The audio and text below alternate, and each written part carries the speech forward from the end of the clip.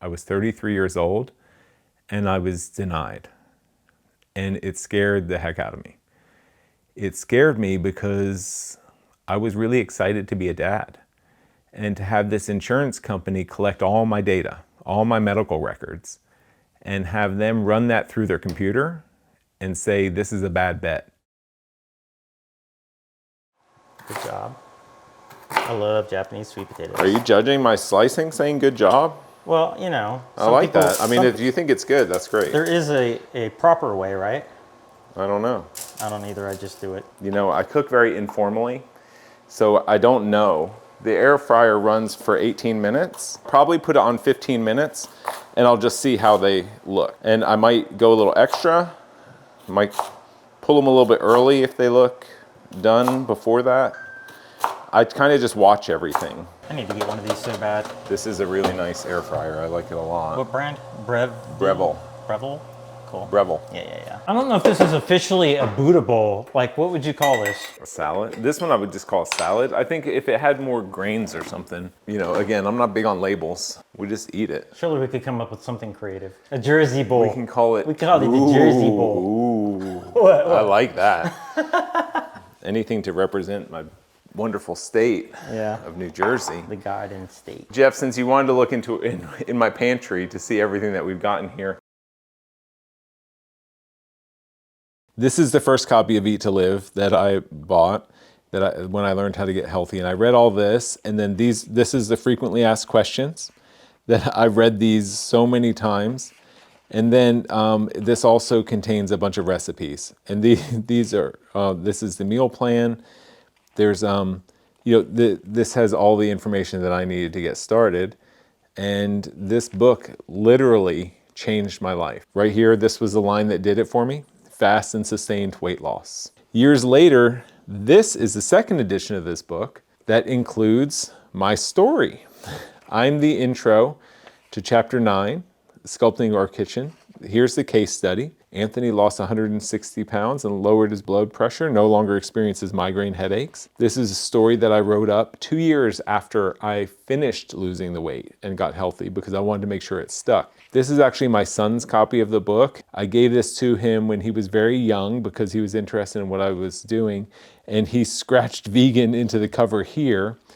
And then it was so cute. He was so young, I forget how old he was, but he marked up this page. And he put, I love you, Dad. This is the old you. This is the new you. He put a smiley face. He said, this is his dad. You know, he put that several places. And he put down here at the bottom, Anthony equals dad, which just makes me so happy. And then over here, he wrote my name, and he pointed to Evan.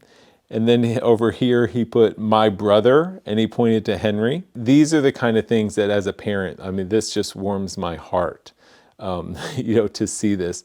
He's probably a little bit embarrassed by this maybe now, that he's in his 20s, but I think in the future, I'm holding on to this for him.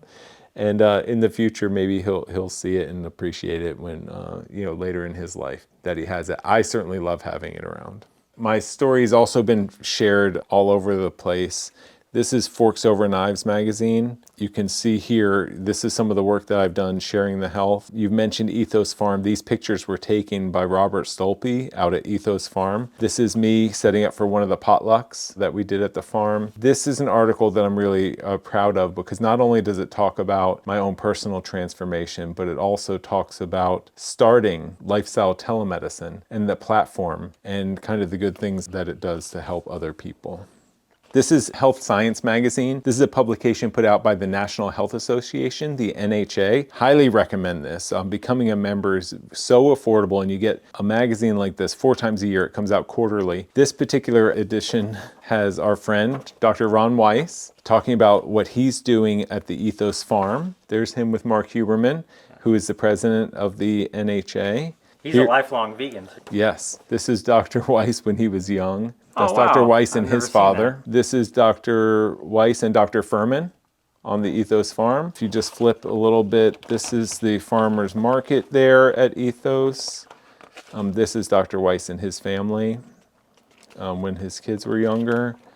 This is Dr. Weiss, Dr. Clapper and I, Asha, many of the Ethos staff, Dr. Scott Stoll. This is one of the community events one of the first events that Dr. Weiss and I put on together, the first Farm Days event that I had mentioned. And here we are again together on stage here doing a Q&A with a patient. And if we go a little bit further, there's my story again, from uninsurable to passionate about health. There's a picture of myself at 360 pounds. Then there's over here on the next page is me and my healthy family after we did a run and we finished up in downtown Clinton, New Jersey, where we live. There's me and my wife. I'm just so proud to be sharing my story with the hope that it helps to inspire others to make positive changes for themselves and to get healthy and really enjoy life. My name is Anthony Masiello. I'm the co-founder of Lifestyle Telemedicine. I went vegan in 2007 to improve my health. I grew up splitting my time between New Jersey and North Carolina. My dad lived in New Jersey. My mom lived in North Carolina. I spent my school years there and my summers in New Jersey with my dad. In between the 4th and 5th grades, I came back to North Carolina after being away for about 2.5 months in the summer, and somehow I gained a lot of weight. This is in between the 4th and 5th grades. And my friends really noticed. And it was the start of what turned into my obesity. I don't know why I gained weight over that summer, but I did, and it stuck with me for a long time. By the time I graduated high school, I weighed almost 300 pounds. By the time I married my wife at age 30, I weighed 350 pounds. And in October of 2005, when my wife and I were planning to have our second son, I went and applied for a life insurance policy, a 20-year term life insurance policy. I was 33 years old, and I was denied. And it scared the heck out of me. It scared me because I was really excited to be a dad and to have this insurance company collect all my data, all my medical records, and have them run that through their computer and say, this is a bad bet, right? They didn't put me into a high-risk category, or they didn't just try to charge me a higher premium than they charge other people. They literally said, no, we won't insure you. And my understanding of that was that they didn't expect me to live for 20 years. Meaning, in my mind, they didn't expect me to see my kids graduate high school. They didn't expect me to be there when my kids started having relationships or we get married and all of these things. I also started thinking about, well, if they don't think I'm going to live for 20 years, how long am I going to live? And what's my quality of life going to be? What kind of parent am I going to be? What kind of husband am I going to be to my wife in raising these kids? And all of this flashed through my mind over a period of probably a few weeks while I processed it. I was 33 years old, so they didn't expect me to make it to 53. And I didn't like any kind of conclusion or option that I thought through. Every scenario that I imagined was painful for me to think about. So I knew I had to change. The problem is I had been trying to lose weight and get healthy my entire life. I tried all kinds of different diets. When I was growing up, there were times where I would give up fat. And then there were other times where I heard that sugar wasn't, fat wasn't the problem, sugar was a problem. So I would give up sugar. And then there were times where I would give up white bread and only eat whole wheat bread and other things. But basically I tried all these kind of fad diets and all of these plans, and nothing ever worked for very long. But in 1994, I found something that helped a little bit. I went vegetarian. And when I went vegetarian in 1994, the only thing I ate was vegetables because we didn't have a lot of products. In fact, there's a little health food store in our town here, and I used to go there, and in order for me to get a veggie burger back then, I had to buy this dry powder in a packet, take it home, mix it with water, and it's literally like glue. It's all stuck to your hands and everything. And then you had to kind of patty it together and put it on something and bake it in the oven. it didn't really even taste very good because I don't know what was in it. But it's not like you could buy vegetarian products very, very readily back then. So what I did was I bought a wok. They were also very popular in the 90s. They were on TV. I probably bought it off of TV, a hand-hammered wok. And I bought rice and I bought vegetables. And I used to just wok up rice and vegetables. And I lost some weight. I don't remember how much weight I lost. And it stayed off for probably about 2 or 3 years. I never got to the point where I felt like I was at a healthy weight, but I lost weight for me, and that was positive. So then, over time, products came out.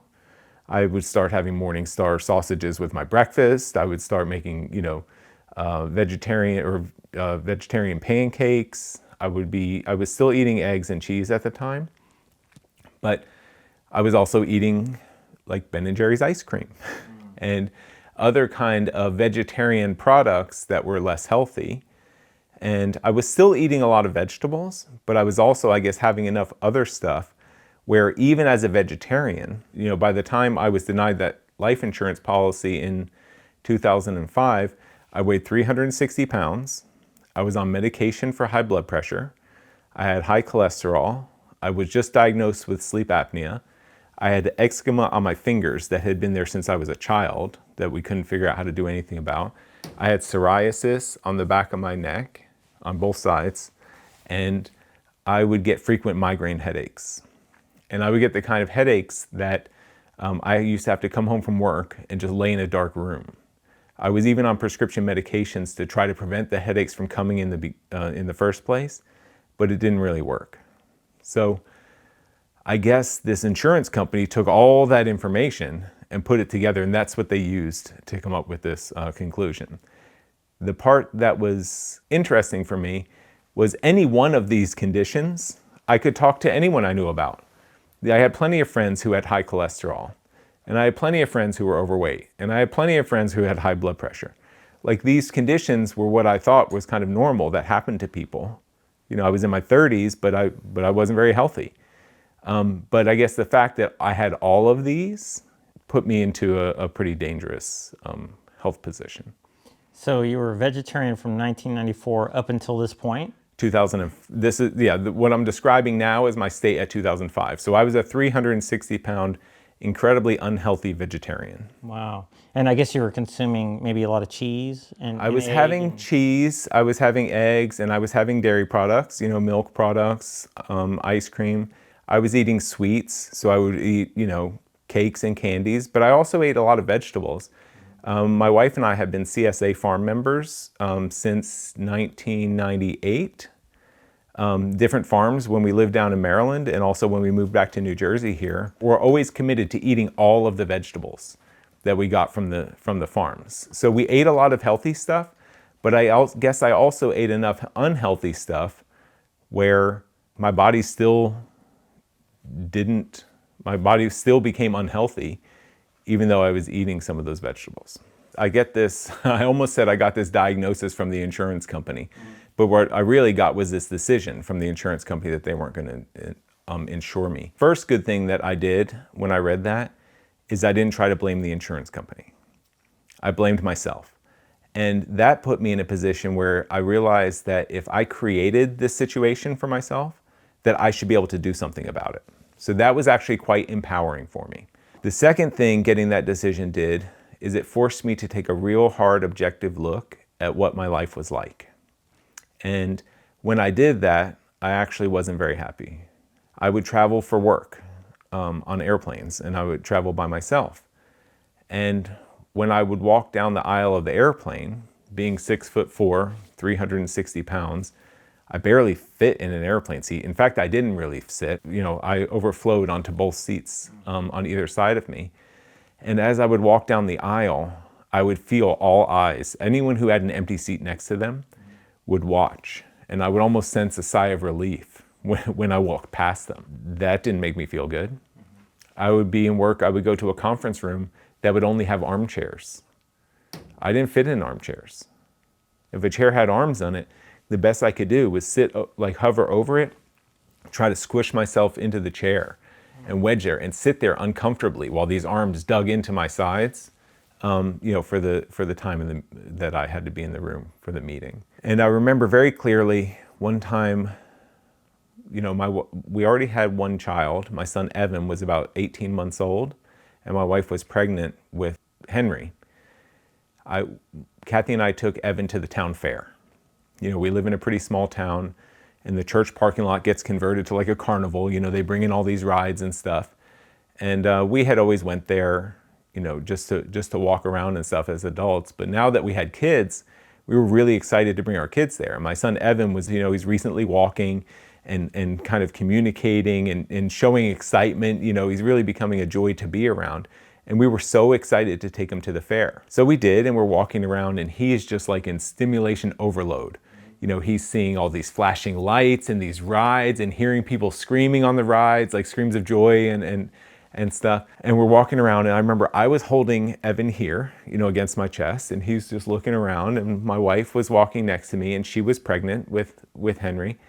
And we came around one corner, and there was a train ride, a kiddie ride. It was just set up like an oval track on the parking lot, and there was a train that was going around.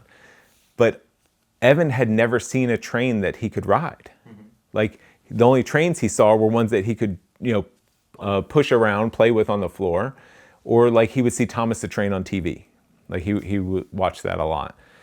But now he saw the first time a train that he could go on, and he just started squirming and and he's pointing, and I don't remember exactly if he was pointing and saying train or Thomas, or I don't remember exactly. I just remember the excitement.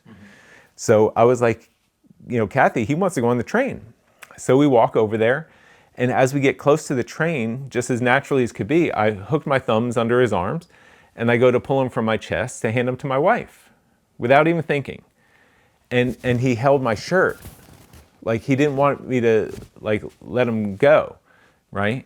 He held my shirt, and I, was handing him to my wife, but he didn't want to leave me. So, luckily I was bigger than him. So I was able to free him from my shirt, give him to Kathy. We went to the line. At this point, again, now he's 100%, fixated on this train. So Kathy and Evan, Kathy gives the tickets for her and Evan, and they walk out and they get to the train, and I'm kind of sitting there, I'm almost as excited as Evan, right? Because he's going to be riding on this train. He's never done anything like that before. And as I'm standing there, the attendant kind of snaps me out of it and says, "Excuse me, sir, you have to stand over here." Because I guess I was blocking the entrance to get on the train or something. And I moved over, and the train rides start, and I look down, and I'm standing outside of a metal fence, right? And as I'm standing there, watching Kathy and Evan ride around on this train, two thoughts popped into my mind. Questions, really. The first one was, is this the kind of father I'm going to be? Am I going to be the kind of father who can't do things like this with my son? Like, today, he's 18 months old, and it's a train ride. What about when he gets older? What other things am I not going to be able to do with him? The second thought that popped into my mind is this the kind of husband I'm going to be? My wife had to do it. She probably wasn't very comfortable getting on the train. She's pregnant, but it's the only way Evan could go on the train, right? And the answer to both of those questions had to be no. I had to do something about this. And it was important because of my health and because I need to be around for my kids, but even more importantly than being around for them, I needed to be able to be a good dad. And I didn't know how I was going to be a good dad if I was sick and unhealthy and morbidly obese and unable to do things for my family and with my family growing up. Wow, that's such a vivid memory and moment and catalyzing moment. And then so you did something about it. Yeah. I didn't know what to do. I clearly was not an expert at losing weight, but I was determined. So it was coming up towards the end of the year. I did what a lot of people do. I set a New Year's resolution. And going into the year of 2006, I set three kind of rules for myself, or three resolutions. Number one is I was not going to eat any sweets or drink any soda anymore. I knew that stuff wasn't helping me. So that was done. Number two, I was going to eat less. I didn't really know what I was eating that was wrong, other than the sweets and soda, but I was going to eat less. And the third thing, I set a goal to lose 50 pounds throughout that year. So between January 2006 and December 2006, I wanted to lose 50 pounds. And that's all I had. So January 1st came. I can honestly tell you right now, I've not had sweets since, other than some desserts I made myself or that other people have made with sweetened with dates or fruit. But I haven't had anything that was sweetened with, like desserts that were sweetened with sugar since then. I, again, started eating less. I didn't necessarily have a drastic change. I stayed vegetarian and I continued eating less. And I went through January, February, and March. And after 3 months of basically keeping myself uncomfortable and hungry all the time, I didn't lose any weight. And that was almost as devastating or depressing for me as it was to be denied that insurance policy, because it started to make me feel helpless. It started to make me feel like there was nothing I could do. I was losing that sense of kind of being empowered by this being my fault, to starting to play those scenarios through my head that maybe this is just how I am. I had told people my whole life, we make a lot of jokes when we're overweight and we're in uncomfortable situations. I had told people I'm a giant.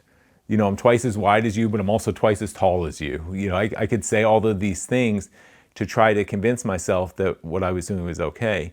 And some of those thoughts started coming back, and that scared me, because I did not want to be complacent. I didn't want to be accepting of my situation, because this was so important for me to change. So I just started searching the internet, and the searches I put in there were vegetarian weight loss, because the only things that were popular at the time were, as you mentioned earlier, like Atkins diet, and now the whole high protein diets were coming into favor. But I was vegetarian, and I didn't want to start eating meat or eggs because I felt so much better when I went vegetarian, when I gave those things up. I didn't want to start that again. And when I searched for vegetarian weight loss, I found Dr. Fuhrman's book, Eat to Live. And what convinced me that that was the right thing for me was on the front cover, it says fast and sustained weight loss, right? I was like, sign me up. That's what I want. That's what I've wanted my whole life, fast and sustained weight loss. But when I read the comments, I found it on Amazon, and I read the reviews and the comments that people wrote about the book, and it was kind of eye-opening to me. No one talked about weight loss. Everyone talked about getting healthy. And people were reading this book and they were getting rid of their diabetes. And people were reading this book and they were getting rid of their heart disease, and they were having more energy. And all of these things were happening. And I was like, I don't really want to lose weight. What I really want to do is get healthy. What I later read in Dr. Fuhrman's book is if you get healthy, then your body will naturally lose some weight in the process. Because losing weight might not help me get that insurance policy. Losing weight might not help me live another 20 years. But getting healthy is what I really needed. And that was what was going to enable me to feel better. And that was going to enable me to be the kind of dad I wanted to be and the kind of husband I wanted to be. I bought the book, I read it, and I started making changes immediately. And I wasn't perfect, because I started at the beginning of chapter 1. As soon as he said, eat vegetables, fruits, beans, nuts, and seeds, I just started filling up on vegetables, fruits, beans, nuts, and seeds. I didn't even get to the part about the things that need to be excluded. I just knew that every day I needed to eat more vegetables. And then I continued just reading the book, and I just continued getting better. And then when I was done reading the book, in the back, it had frequently asked questions, and then it had a link to his website, and I would go on the website and read the success stories of other people who had done this. And I just continued. I probably read that book 4 or 5 times in 2005. And I just kept reading it, and I kept getting better and better. And by the time, that was in March, and by the time Henry was born on May 2nd of 2006, I lost 30 pounds. And losing 30 pounds in a couple of months was like, that's all I needed, right? That's what started the snowball. Like, I just knew, I'm like, this is working for me. Those conversations in my mind completely switched to, I can't do anything about this, to, oh my God, this actually works. This is going to be amazing. And I continued losing almost exactly 8 pounds a month By December of 2006, I had lost 90 pounds. I completely blew away that goal that I set for losing 50 pounds for the year. And I was feeling better than ever. I don't remember exactly, but I think I was probably off most of my medication by that time as well, because my doctor started wanting to see me every 2 weeks. This was just my local family doctor, but she just kept testing me and she kept weighing me, and she would celebrate every single time I went into her office. She was happy about the weight I lost. She was happy about my blood pressure coming down. She was happy about, I don't think she checked my cholesterol all that often because, again, I wasn't medicated for that. I just started feeling better and I had more energy than I knew what to do with. Wow. You know, this is such a beautiful example of how important it is to focus on getting healthy and not focus on transient results like losing weight. Because like so many diets that I hear about, fad diets, every elimination fad diet out there is about those transient results. They completely ignore the long-term consequence or ramifications of that way of eating. Yeah. But you immersed yourself in the long-term ideal vision there that you had, and ultimately became a nutritarian. Right, in exactly. The process. And you know, it's so easy to say that as I tell you the story, and it's easy for me to see that as I look backwards. But I'll be the first one to tell you, this was an accidental aligning of the stars. I had all of the elements that were needed for me to be able to make this change at this point in time. And they fell in my lap. I was so highly motivated, right? I happened to find the right information. I happened to be in the right mindset at that point in time to listen and to believe and to surrender. I convinced myself I had no idea what I was doing. So when I read that book, I didn't challenge anything that was said in that book, and there were bold claims. You know, in the first version of Eat to Live, which is the version the first edition that I read, Dr. Fuhrman calls out every diet that was out there. You know, and he basically points out everything that's wrong with them. Now, I had tried many of those diets. They didn't work for me, but if I would have been in a different frame of mind, I might have said, who does this guy think he is, right? But I was ready to listen. And then I had that early success that basically just locked all those things in my mind. And I did not have social media. You know, we didn't have YouTube, we didn't have Facebook, we didn't have Instagram back then, right? So you didn't have like the misleading, misinformation influencers. Exactly. I didn't have people telling me what to do. The only thing I read was Eat to Live and Dr. Fuhrman's website. I read the success stories and the things that other people wrote on his website. I'm just talking about the public website that anyone could find, right? And I just reread his book. And I would reread the frequently asked questions, you know, and every time I would read it, I would pick up on little different things. Like, that's why I read his book and everything in 2005, but I don't really say that I was fully vegan until 2007, because it took me some time, you know, to give up cheese, or to give up eggs, or even egg whites. You know, like, I thought I was doing some of these things right. But as I went through it more and more and more, and as I started reading other books that were from the same kind of, you know, that Dr. Fuhrman had referenced in his book, that were really adding up the same message, then I got better at it. Yeah. And then I was fully vegan. At that point, vegan nutritarian is what you said. Most people now would call that vegan, whole food, plant-based, or even low-fat, vegan, whole food, plant-based. You know, it's all of those things. I don't really distinguish. I don't say I'm one camp or the other. I eat unprocessed vegetables and fruits and beans and some nuts and seeds, but that's not the core of my diet. Yeah, and you'd already given up meat, and you were convinced that you'd already convinced yourself independently that that was advantageous. Right. I felt better without when I wasn't eating meat. And you know, people ask me, "Oh, do you miss seafood?" The only seafood I ate was fried shrimp. You know, it's like, or maybe a fried fish sandwich. Like, I wasn't eating the seafood, I was eating the breadcrumbs and the oil and the seasonings and like stuff like that.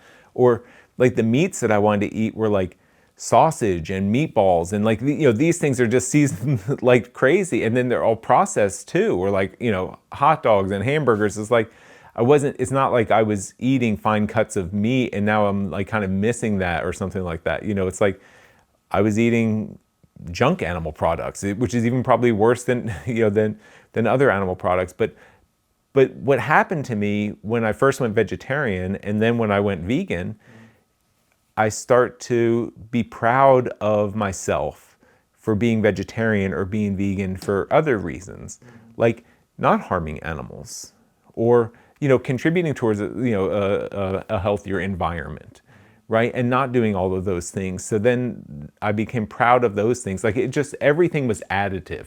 Everything supported the changes I had made for my health and turned it into a complete lifestyle for me. It's incredible, isn't it, how the healthiest way for us just so happens to be the most healthy and advantageous for all life and everything, it seems. Like I like to say sometimes, there's no reason to eat animals and every reason not to. Yeah. And I think, there's this pendulum that swings, as a species, like I think we hyper industrialized everything, right? And I think that's too far. We can't live totally natural. Like I really enjoy housing. I enjoy electricity. I enjoy technology. I enjoy transportation. I know they have an impact, right? But we can't be completely destructive because then we're not going to. But the same thing happens with the food system and the healthcare system. It's like we came up with these procedures and like penicillin. I mean, those antibiotics alone, expanded the life expectancy for the whole world in like a minuscule amount of time on the human time frame. Like amazing.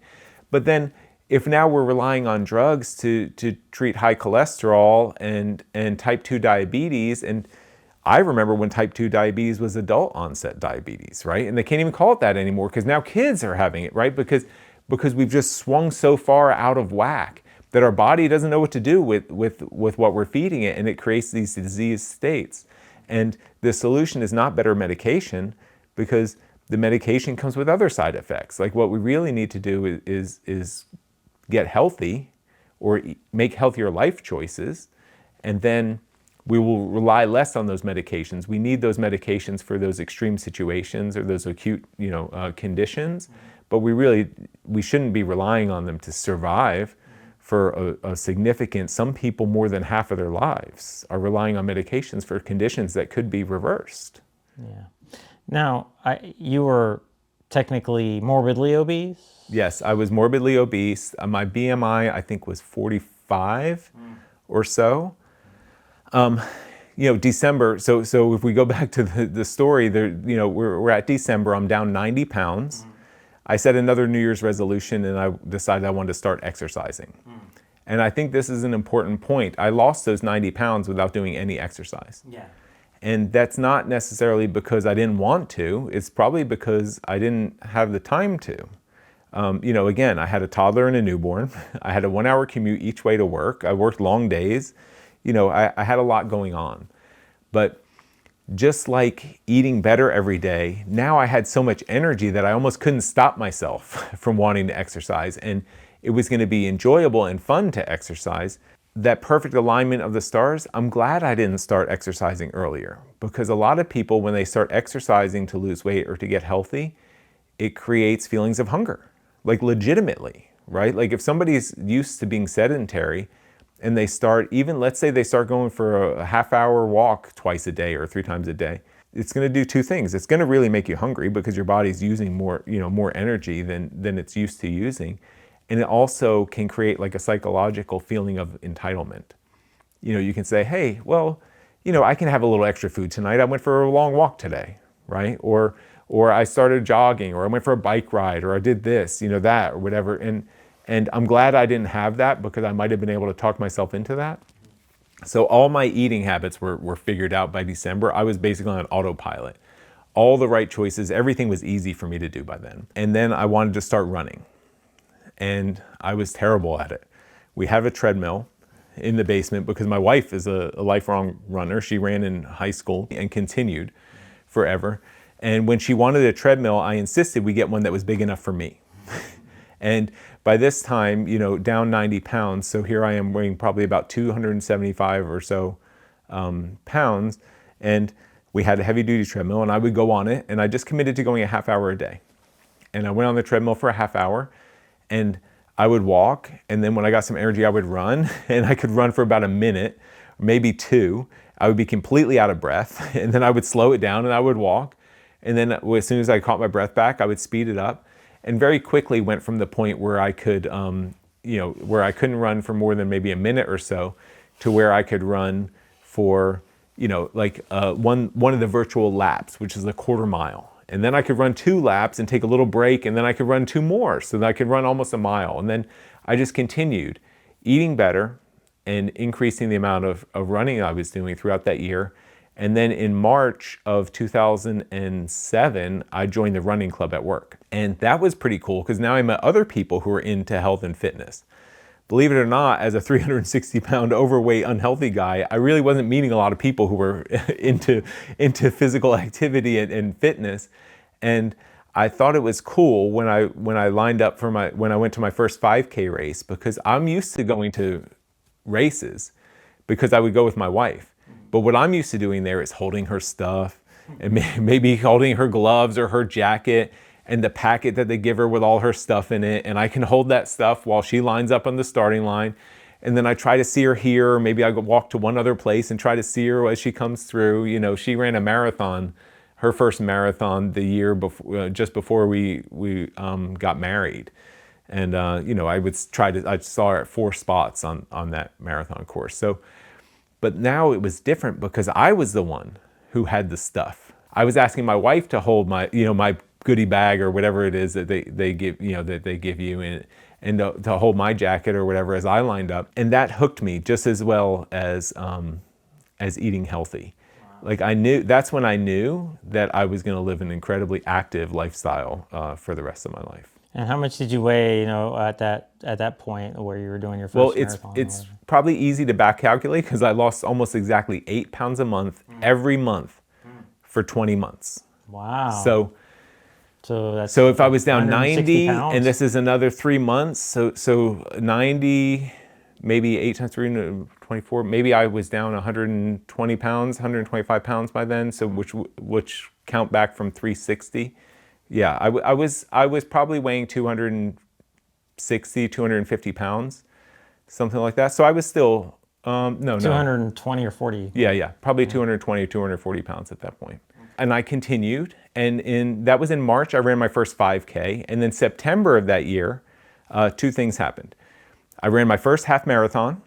That was the Philadelphia distance run. I ran that in 1 hour and 47 minutes, which is a pretty good time for a first-time half marathoner, and a pretty great time for me. I was excited about that. That same time, September 2007, I stopped losing weight.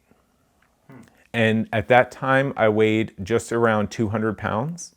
So I lost a total of 160 pounds. Wow.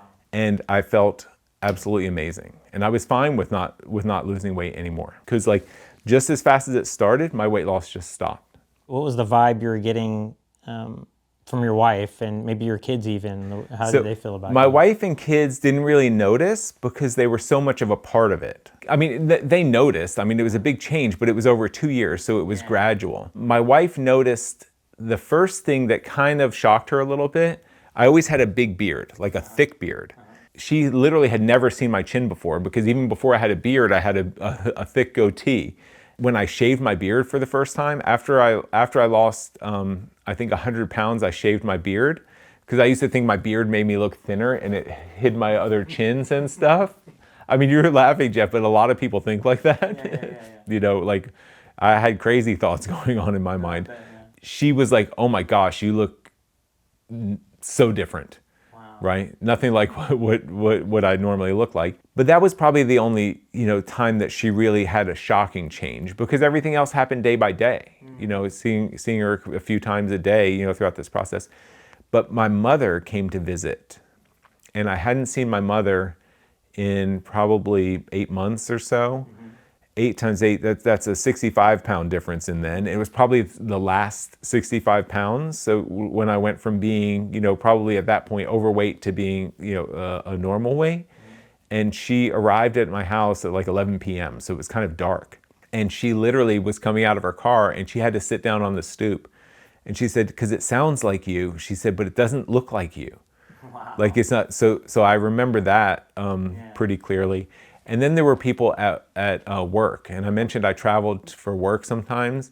And I would go to Switzerland. And there was a period of time that was probably 6 months or so that I went to Switzerland. And there was one person who I didn't really enjoy spending much time with. And I ended up riding an elevator with him. There were about 3 or 4 of us in the elevator, and he was one of them. And we weren't together. I just didn't say anything, and he had no idea that it was me. Wow. You know, he wasn't used to seeing me. He was stationed there. You know, I mean, he was based in Switzerland, so he didn't necessarily expect me from the U.S. to be there, even though we had met, you know, once or twice in the past. But I just was able to walk in the elevator, stand there, and no one, you know, gave me a second look, and we got off on our separate floors and just went our way, and we didn't have to say anything. So like, so he didn't even recognize you at all? He didn't recognize me. He didn't know that it was me. So those kind of things happened. And then some people were really, I mean, so incredibly nice to me. You know, other people, and some of them might have been other people who had their own kind of health challenges or weight challenges.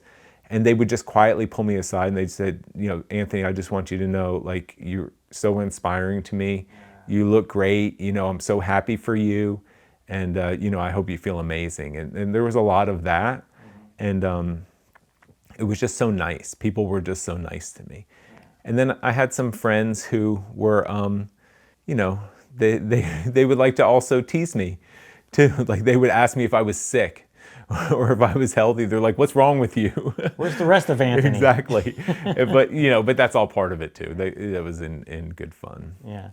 It's my understanding that like morbid obesity is in some ways considered, at least for some people, like a disease, right? Yeah.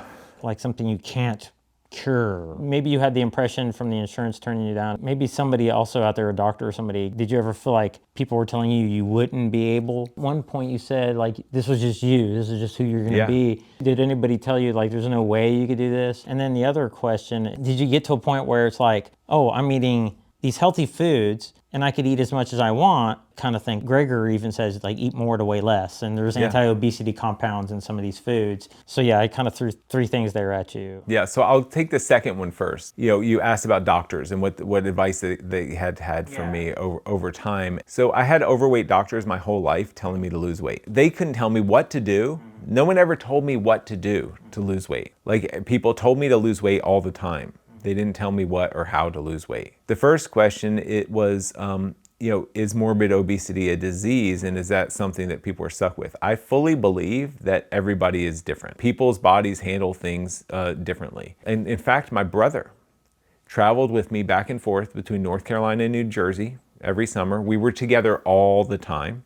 We ate all the same things. He was never overweight. In fact, he was slim. When I was buying the Husky jeans, you know, as a kid, he was buying the Slim Fit jeans, you know, as a kid. So we're clearly different. So I do believe everyone has a potential. And the key that I'm realizing is try to be the best version of yourself. No matter what I eat, I'm never really going to be slim. I'm kind of at peace with that. You know, even the lowest I ever got down to was about 200 pounds. My BMI was still not down. I think my BMI was just 25 or just 26, right? Like something like that. It was on the borderline of between overweight and normal.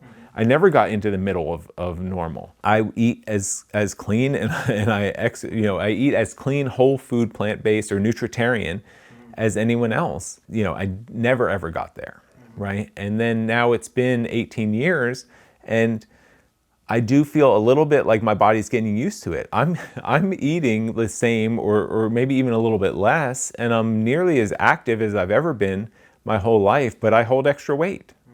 You know, it's not something that I'm necessarily happy about, but I have a lot of confidence in knowing that I'm a pretty healthy version of myself. And without obsessing over something you mentioned earlier, without obsessing over the number on the scale or things like that, like I'm pretty confident in my health, you know, and I'm confident in the way I eat, and that I am pretty sure that I'm, you know, creating the best version of Anthony that's possible. And then as far as like these foods that you're eating now, have you found like I was saying, Gregor says eat more, weigh less, certain, you know, like these whole foods, do you have to like not just not obsess about the scale, but do you worry about portions and not as much calories and things like that? I will say that I started eating a lot more food, but I was eating a lot more greens, a lot more beans, a lot more fruit, a lot more vegetables, more than I ever had, you know, in my life, especially, you know, with the level of activity that I was doing, when I started running and when I was running, probably an average of 35 to 40 miles per week. That's a lot of activity. And I had to eat a lot of food. I think it was good for me because, as you mentioned, all the nutrition I was getting, because I wasn't eating just empty calories. Like, I was literally getting my calories from greens and beans and fruit, cooked vegetables, mushrooms, yeah.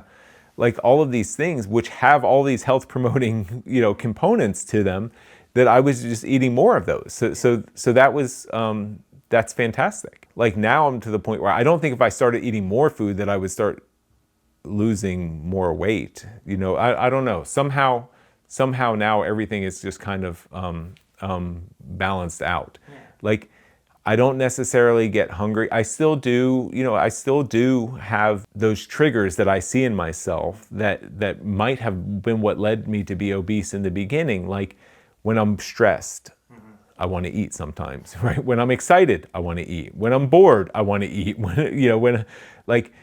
But when I'm doesn't like ferment, like that's like eating emotionally or emotional eating or and then there's also living things, to eat instead of eating to live kind of thing. Yeah, exactly.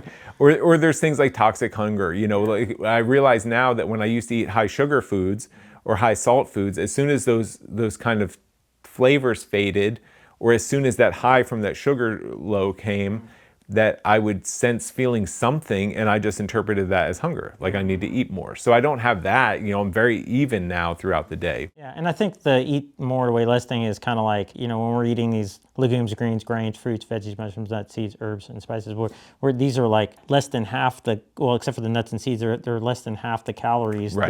than like fat from like the cheese and the dairy and the eggs and all that. Right, like when I eat a salad now, I need a humongous salad, because a salad used to be something small I had before a meal, right? Now a salad is a meal. I was traveling with friends once, and they insisted that we were on a road trip, and they insisted that we stop at Wendy's for lunch. I thought like I was gonna be okay. I ordered 2 salads from Wendy's with no cheese and no dressing. But I got the salads and they were like this. I had to go order 3 more. I literally ate 5 salads at Wendy's because it was just lettuce, maybe 1 or 2 wedges of tomatoes in there, and some onion and some shredded carrots. It was like, at home I would put that in a big bowl. Like literally ate 5 salads from the fast food store. So I was eating more in volume, but I think you're right what you said. I was probably eating much less in calories. What's interesting also, I've had to think about this, what it means to be overweight, because of other people I've interviewed that, people criticize, and, people have different phenotypes. Some people are endomorph, ectomorph, whatever. Some people may have an injury that prevents them from moving as much. Maybe they're real studious, and maybe they're ethical vegan, and they don't really care. They're eating out all hours of the night. Maybe they work third shift, whatever. At the end of the day, what does it mean to be overweight as a vegan versus overweight as a non-vegan? And if they both have the same BMI, is one worse than the other? And I stumbled across this study that Gregor mentioned in a branched chain amino acid video. In this study, they talk about how the vegans have less visceral fat. They have more subcutaneous fat. And the visceral fat is the thing you really got to worry about. And it seems that animal products create more of a visceral, dangerous fat that's going to more likely lead to metabolic issues. Even at that weight that you were at, did you have serious metabolic issues?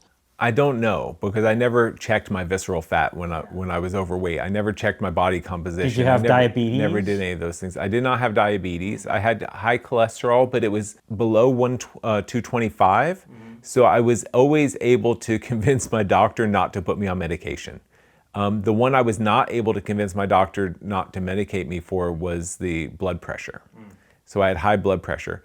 My blood glucose, I can't say I remember what an A1C I had or what my fasting glucose was, but again, it was never enough where the doctor wanted to have a conversation with me about going on some kind of medication for diabetes. So I don't know where I was, but clearly I was borderline or better, in some of those conditions. And very fortunately for me, I have a pretty healthy family history. On my dad's side, my grandparents lived well into their 90s. They were very active people just because of the way that they worked and stuff, but they weren't like, no one in my family ever exercised for fun. Like, hey, I'm like the first, you know, but they still lived long and pretty healthy lives. I do think my grandfather ended up having a heart attack, but he was like, I think he was into his 90s at that point in time, and he had surgery, and he lived, you know, another 6 or so years, you know, good years afterwards. So maybe you got some good genes there. Yeah, so maybe I have some good genes. As long as you don't pull any triggers. Well, that goes back to the point that you brought up of, you know, can overweight people be healthy because of the way that they become overweight, right? And I think there's a huge correlation between, you know, obesity and health, but I don't think it's the only factor. I think that there are people who might be somewhat overweight that are still incredibly healthy. I think there are a lot of people who are underweight or of a normal weight who are incredibly unhealthy. I think it works both ways. You know, there are, you know, we hear the term in the whole food, plant-based, and lifestyle medicine world of skinny fat people. It's because they look, you know, as fit and strong and trim, but when they get their blood work back, you know, they've got metabolic conditions, and they've got visceral fat, like you were mentioning, and they've got early stages of heart disease, and they've got all these things going on.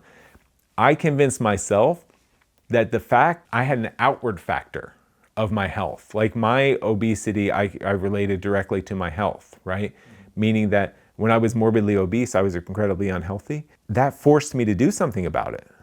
You know, if I would have been slim and I would have gotten the same report from that life insurance company, I might have just said, oh, they don't know what they're doing. I might have just tried another company and tried another one and tried another one until I got, but I looked in the mirror every day, and I had real visual representation of what was probably going on the inside. You know, socially, that's not fun, but that, to me, again, that was another one of these stars that aligned for me. Like the fact that I could look in the mirror and, at least in my mind, see how healthy I was or how unhealthy I was, helped me with the motivation to really do something about it and to do something big about it. Yeah, and you were also thinking about your loved ones and how that affects that and all. And then now, when you finally had the nutritarian thing down and eventually became vegan, did your kids start doing this with you? Yeah. So. And your wife too? So I started when my kids are just 2 years apart, 23 months apart. So I started just before Henry was born, and Evan was, you know, just under 2 years old. So right away we started feeding him fruits, like lots of fruits, lots of vegetables, avocado, you know, healthy vegetable foods. They didn't start off completely vegan.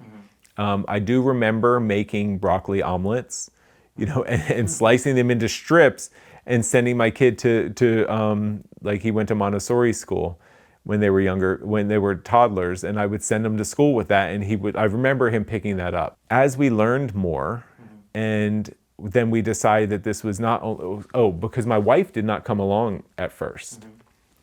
You know, we would go to the diner, and I would order the Greek salad with no dressing, no anchovies, and no cheese, but a big one, right? She would order the pot roast dinner with mashed potatoes and gravy and, you know, maybe whatever token vegetable went on the side of it. And they would inevitably come to the table, and they would put the pot roast dinner in front of me, and they would put the salad in front of her, and then we would have to switch them, right? But what happened was I started beating her at running races. And I was beating her at running races while I was pushing both kids in the stroller. Wow. Right? So then she started to say, wait, what's going on here? So then she was supportive the whole time, but she didn't switch with me. It was my condition. I was the one who was sick. I was the one who was unhealthy. I was the one who needed to change, not her, right? This is how. So then she started to change. And then as she read, you know, some of the books, and as she's eating now nutritarian and I'm eating nutritarian, then it was very natural for us to feed the kids fully nutritarian. Like I said, it was such small changes at that point, because it was just, you know, the egg and broccoli, you know, turned into probably just broccoli, you know, or like at that point we could find sunshine burgers. They unfortunately don't make them anymore, but they were really healthy 5-ingredient, you know, burgers that we could buy and we could cut into strips, and you know, they could eat those things. So the kids came along, and I think that the kids have probably been vegan since Evan, like, to be really a little conservative, since Evan was 6 years old, and he's now 21, and probably since Henry was 3 years old.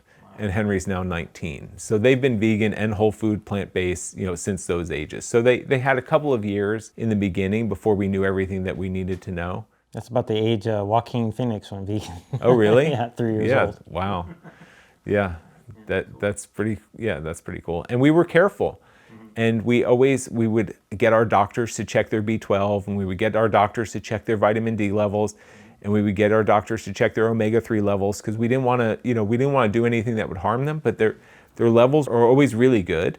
And then we would get them to supplement, as well with some of these things, to make sure that we kept them. Like we would supplement with omegas, but we would just, put, like, when we would make smoothies, or when we would make like banana ice cream or something at night, we would just put some of the DHA EPA into there.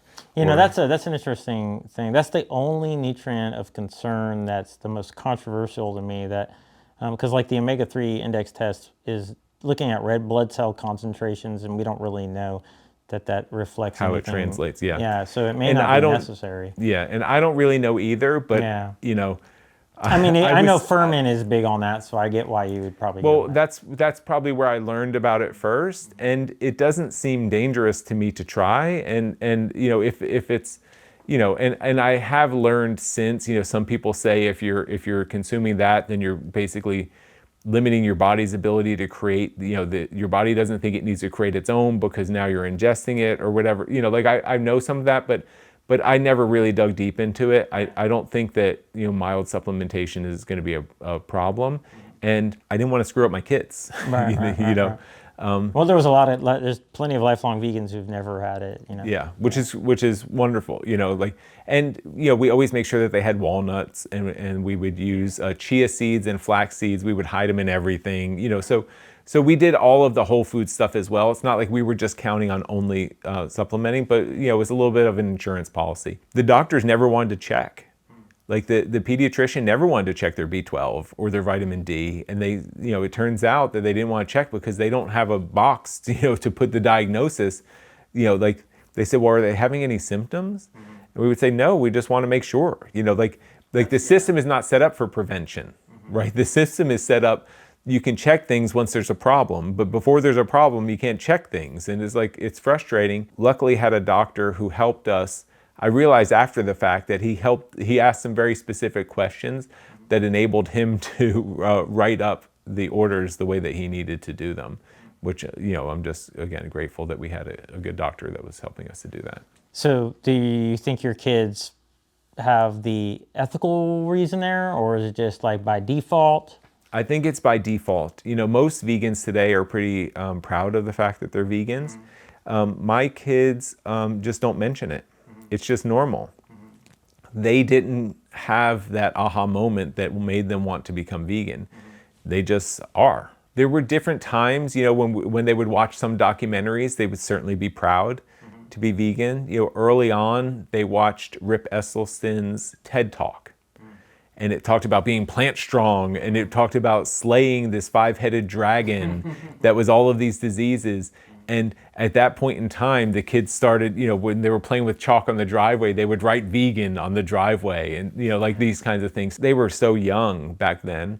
And then when they were a little bit older, we went to the premiere of the local premiere of Game Changers. They saw things in there that were kind of giggle worthy and fun and stuff, but like they were proud that that's the way that they ate, and that they were excited about their performance. And we've done everything together. The idea, the picture, that gloomy picture of what raising my kids was going to look like, I pretty much lived the exact opposite of that. Wow. My kids have been skiing since they're like 3 and 3 and 4 years old, and then they switched to snowboarding, and we've snowboarded all over the country.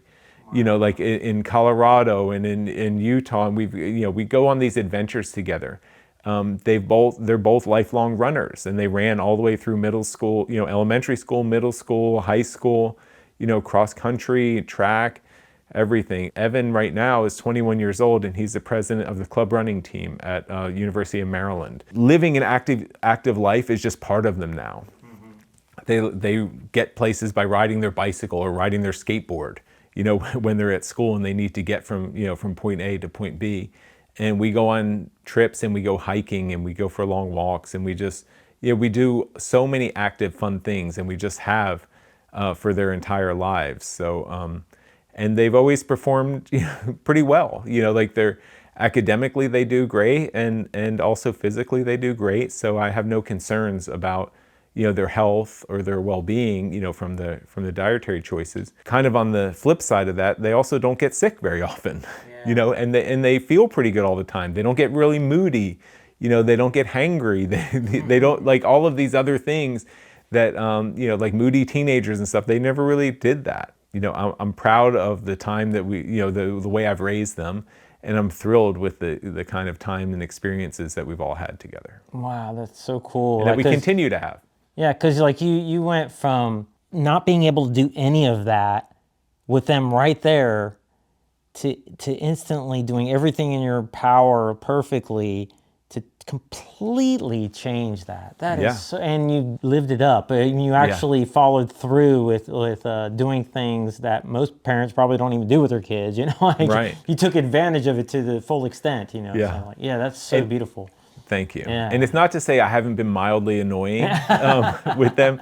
It's sometimes, Kathy just reminded me not too long ago, there was one time we were visiting Montana in the summer, and we actually stayed at the base of Big Sky Mountain.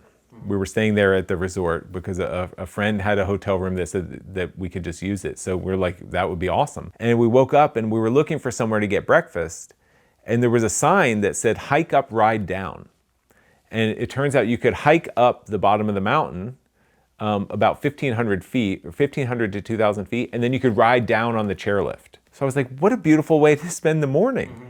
And I was thinking, it's a little less than 2 miles, or maybe it was a 2-mile hike, to go up there. And I'm thinking to myself, from New Jersey, 2 miles, that's probably, I don't know, what's that, like a half hour, or like maybe a 45-minute walk. I wasn't counting on the 2 miles being incredibly steep.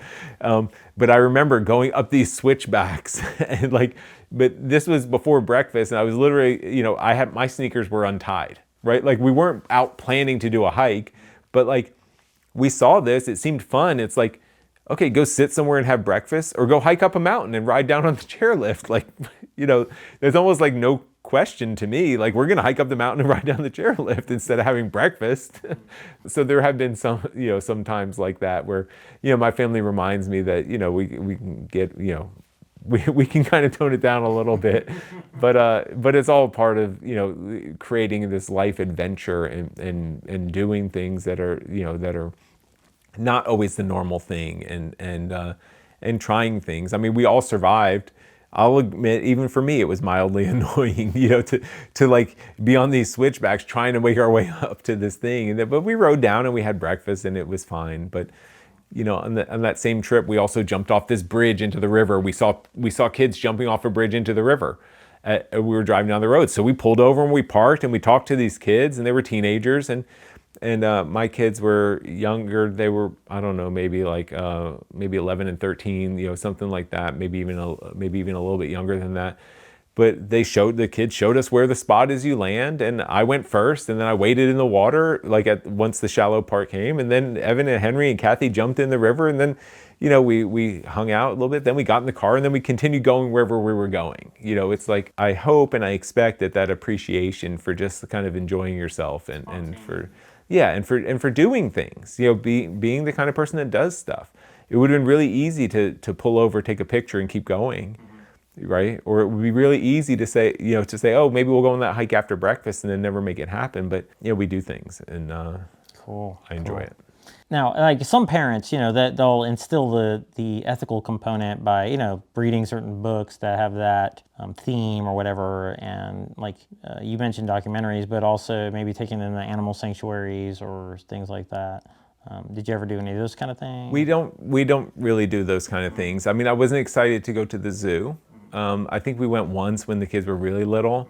And, I would, of course, say things like, I wish these animals didn't have to be in cages. I hope that they're being treated, well enough, and, things like that. But we never did too much of that. I try to be a little bit conscious too of not wanting to push them too far in any directions and get to the point. I mean, now it's easier. They're 19 and 21. Like, they've got to make these choices for themselves.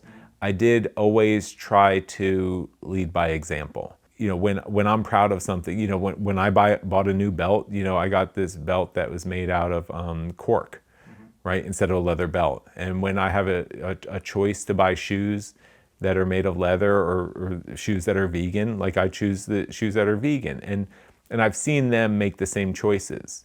You know, whether it's a wallet, whether it's a belt, whether it's their shoes, all of those things. So I feel like they're coming into their own. We need, especially as kids become adults, you know, their motivation has to be intrinsic. You know, like, it has to come from within them.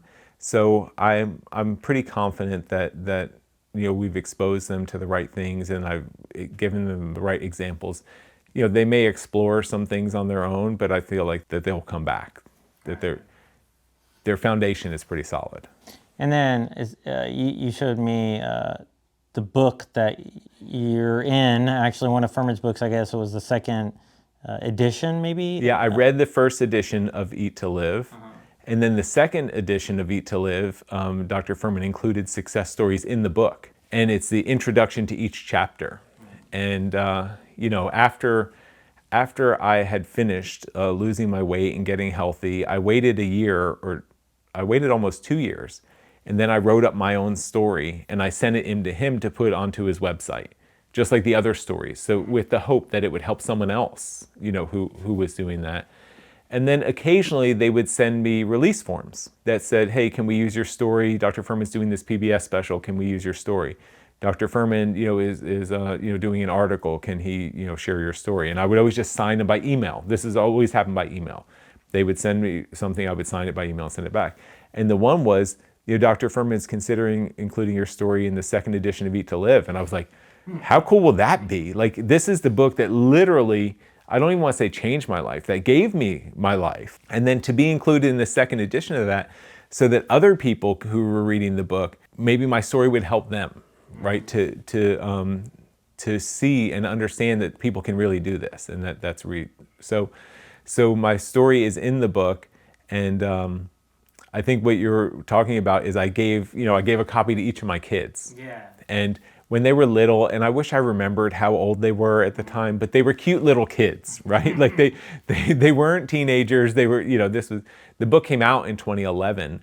So the kids would have been, you know, like 5, 6, 7, something like that at the time. But I showed you where my son circled his name because my story includes my kids, you know, Evan and Henry, and he circled his names, and he circled his brother's name, and he said my brother, and then like he circled Anthony, he put my dad, you know, and then he wrote in the sideline, you know, in the sidebar of the book, he wrote vegan, you know, and he even scratched on the cover, like he wrote vegan, you know, like, so at least at that point in time, they were pretty proud of themselves, and it's just a cool thing for me to share. And I don't know if they even remember doing that. I mean, I've shown it to them since, and like my son Evan remembers it, and I don't know if he's proud of it or he's embarrassed by it or what, but as a dad, I think it's pretty cool, you know, and I'm gonna keep that forever.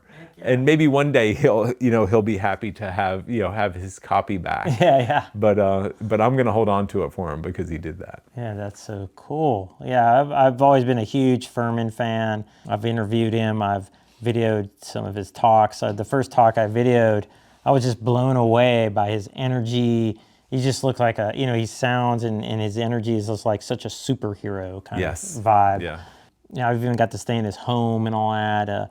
And really kind of like spy on him a little bit. And I'm just blown away by his heart, man. He's just helped so many people. It's just like 24/7, you know, he's just, every chance he has, he's helping somebody, you know. Yes. It's just incredible. And he's helped so many people, you know. I became friends with him because I didn't realize this till after I read the book and started following his plan, that him and his family lived about 10 or 15 minutes from here. But I'm not the kind of person who really reaches out to people. And also I was a little bit nervous. Like, is this gonna work for me? And then how long is this gonna work for me? But there's one time I was picking Henry, my youngest, up from gymnastics class at the gym. there's a really big gym, halfway between here and where Dr. Furman and his family lived. And I picked Henry up in gymnastics, and we're walking up the stairs in the gym, and it was a big wide stairway that kind of curved around. And I looked over, and Dr. Furman was literally walking up the stairs next to me. And I had never met him in person. And I said, "Are you Dr. Furman?" And he goes, "Yeah, who are you?" And I know you're laughing because that's what he would say, right? Yeah. And I said, "I'm Anthony. I'm one of the success stories in your book." Yeah. And his jaw kind of dropped. He goes, "What are you doing here?" Yeah. I said, "I'm picking up my son from gymnastics." And he says, "Do you work out here?" I said, "Sometimes I'm picking up my son from gymnastics." And I didn't know what to say. I was literally starstruck. And then I said, "It's nice to meet you." And I just waved and I just walked away, right? So then later on, instead of sending me email release forms, they started sending me invitations. "Hey, we're doing this event in Princeton. Will you come share your story? We're doing this event in Basking Ridge. Will you come and share your story?" So I started volunteering a lot to share my story. That's literally all I was doing, with one goal in mind: to help to show people what's possible and help them to understand two things. First thing, you can do it. If I can do it, you can do it.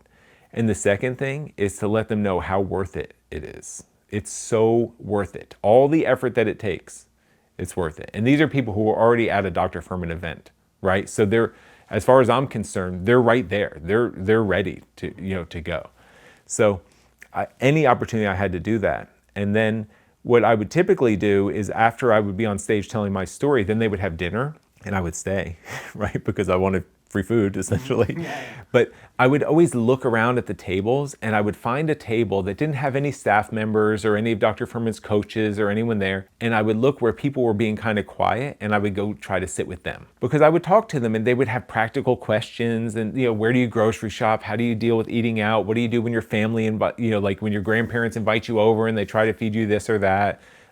And I would just share that, very casually, not structured or in any way. But the one time my wife and I were sitting there, and we were at a table, and it was probably 12 people, and there was one empty seat. And I guess Dr. Furman was looking for somewhere to sit, so he sat with us. I still only knew him to be introduced on stage and to share my story. But someone was asking us about snowboarding. And Kathy was saying, Dr. Furman's sitting there, and Kathy's saying, honestly, snowboarding with Anthony is so annoying. You have to be on the very first chairlift that goes up the mountain in the morning. You don't take any break for lunch because you don't want to miss any of the afternoon snow, and you don't come off the mountain until they start closing the lifts. And Dr. Furman peeked his head around the corner, and he said, "That's how I like to ski." And he said, "You should come with me and my friends sometime." Oh, wow. And I said, "I would love to." And he probably asked if I was any good or something like that, which I don't know how do you answer those questions. Yeah. I think so, but I'm fine, right? And so but then we left. And I was like, okay, he kind of invited me to go to Telluride, Colorado with him and his friends. Yeah. And he told me the dates, but that's all I knew, right? Yeah. So I found his wife on Facebook, and I wrote to her, and I said, "Hello, Mrs. Furman, this is Anthony Masiello, one of the success stories in the Eat to Live book." I was like, because I didn't know them, even though they're right down the road, and I had been volunteering for him for probably 3-4 years at this point, 3 years maybe. I said, "Dr. Furman kind of invited me to go skiing with him and his friends, and I would really love to go. Can you give him my phone number and my email address? And I'd love to get the information," right? So it's so funny because I sent her that message on Facebook, and it wasn't 15 minutes. My phone rang. I answered it. It was Dr. Furman. He goes, "Hey, Anthony, this is Joel Furman." I said, "Oh, hi, Dr. Furman." He goes, "Grab pen and paper." And I said, "Okay." He goes, "Okay, we're going to Colorado. These are the dates. We're going to Telluride, Colorado. I'm on this flight." He said, "Try to get on the same flights, and we'll carpool to the airport together. And I already have a place for us to stay, so you don't have to worry about those arrangements." And then he said, "Okay, bye." And he hung up. And the phone call was literally probably that long. I don't think it was a minute, right? But I booked my flight, and I had his phone number now. I texted him. I said, "I'm booked. I'm on the same flight." He said, "Okay, well, let's talk the week before, and we'll figure out how to get to the airport." And then I wrote to him the week before, and I said, "Hey, do you want me to pick you up at your place and drive us to the airport? And I could just leave my car there."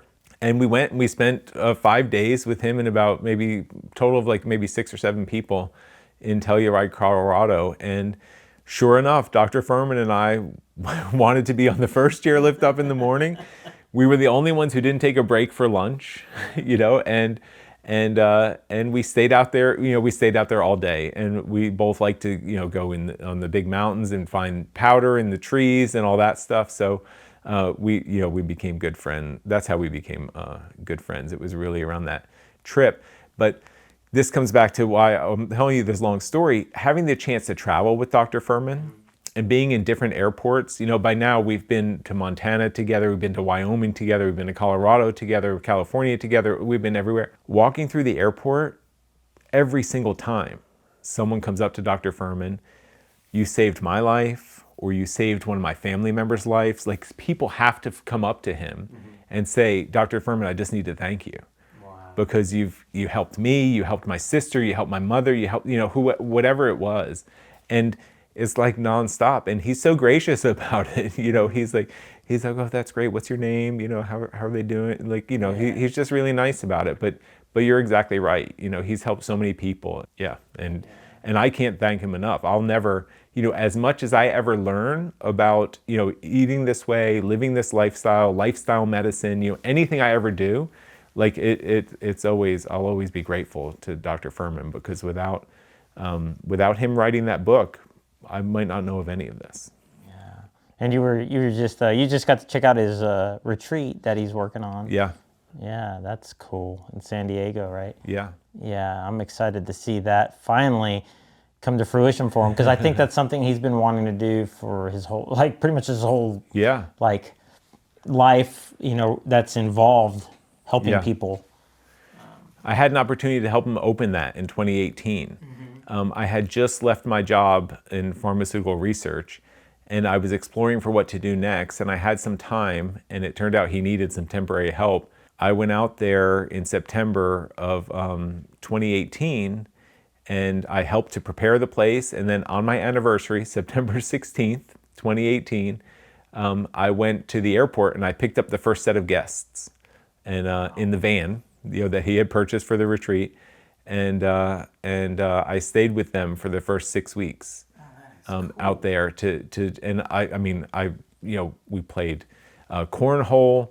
You know, I took them to trips to the beach to see the sunrise in the morning and the sunset, you know, mostly the sunset walks, but they wanted to go to morning beach rides. Like, I just helped with all those kind of activities. And I did like some Q&A work with them while they were they would watch Dr. Furman's videos on all the different topics. And then we would pause it sometimes and have some discussions about it. But it was just while he was waiting to have a person full-time start. But yeah, it was a really, really cool experience. It's a fantastic place. That is incredible. That's like that's probably like the cream of dreams right there for me. Like, to imagine having somewhere where people can go and be immersed in this and every aspect of lifestyle medicine, like this community aspect, the natural exercise, the food, like everything, man. That's just the perfect immersion opportunity, I bet.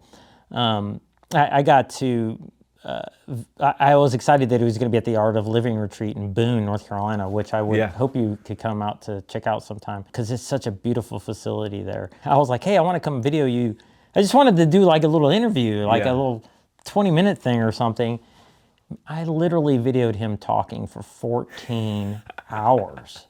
14 hours over the course of like 4 days or something. He told me to just get the whole thing, and I was like, man, I'm so glad I'm able to capture this much content, because wow, like that, and it was just unbelievable that he had that much content to share with people. Incredible. And then so now eventually that this kind of all evolved into you maybe helping another mutual friend, Dr. Ron Weiss, right? Yeah, share a little bit about that, because he's another incredible human being.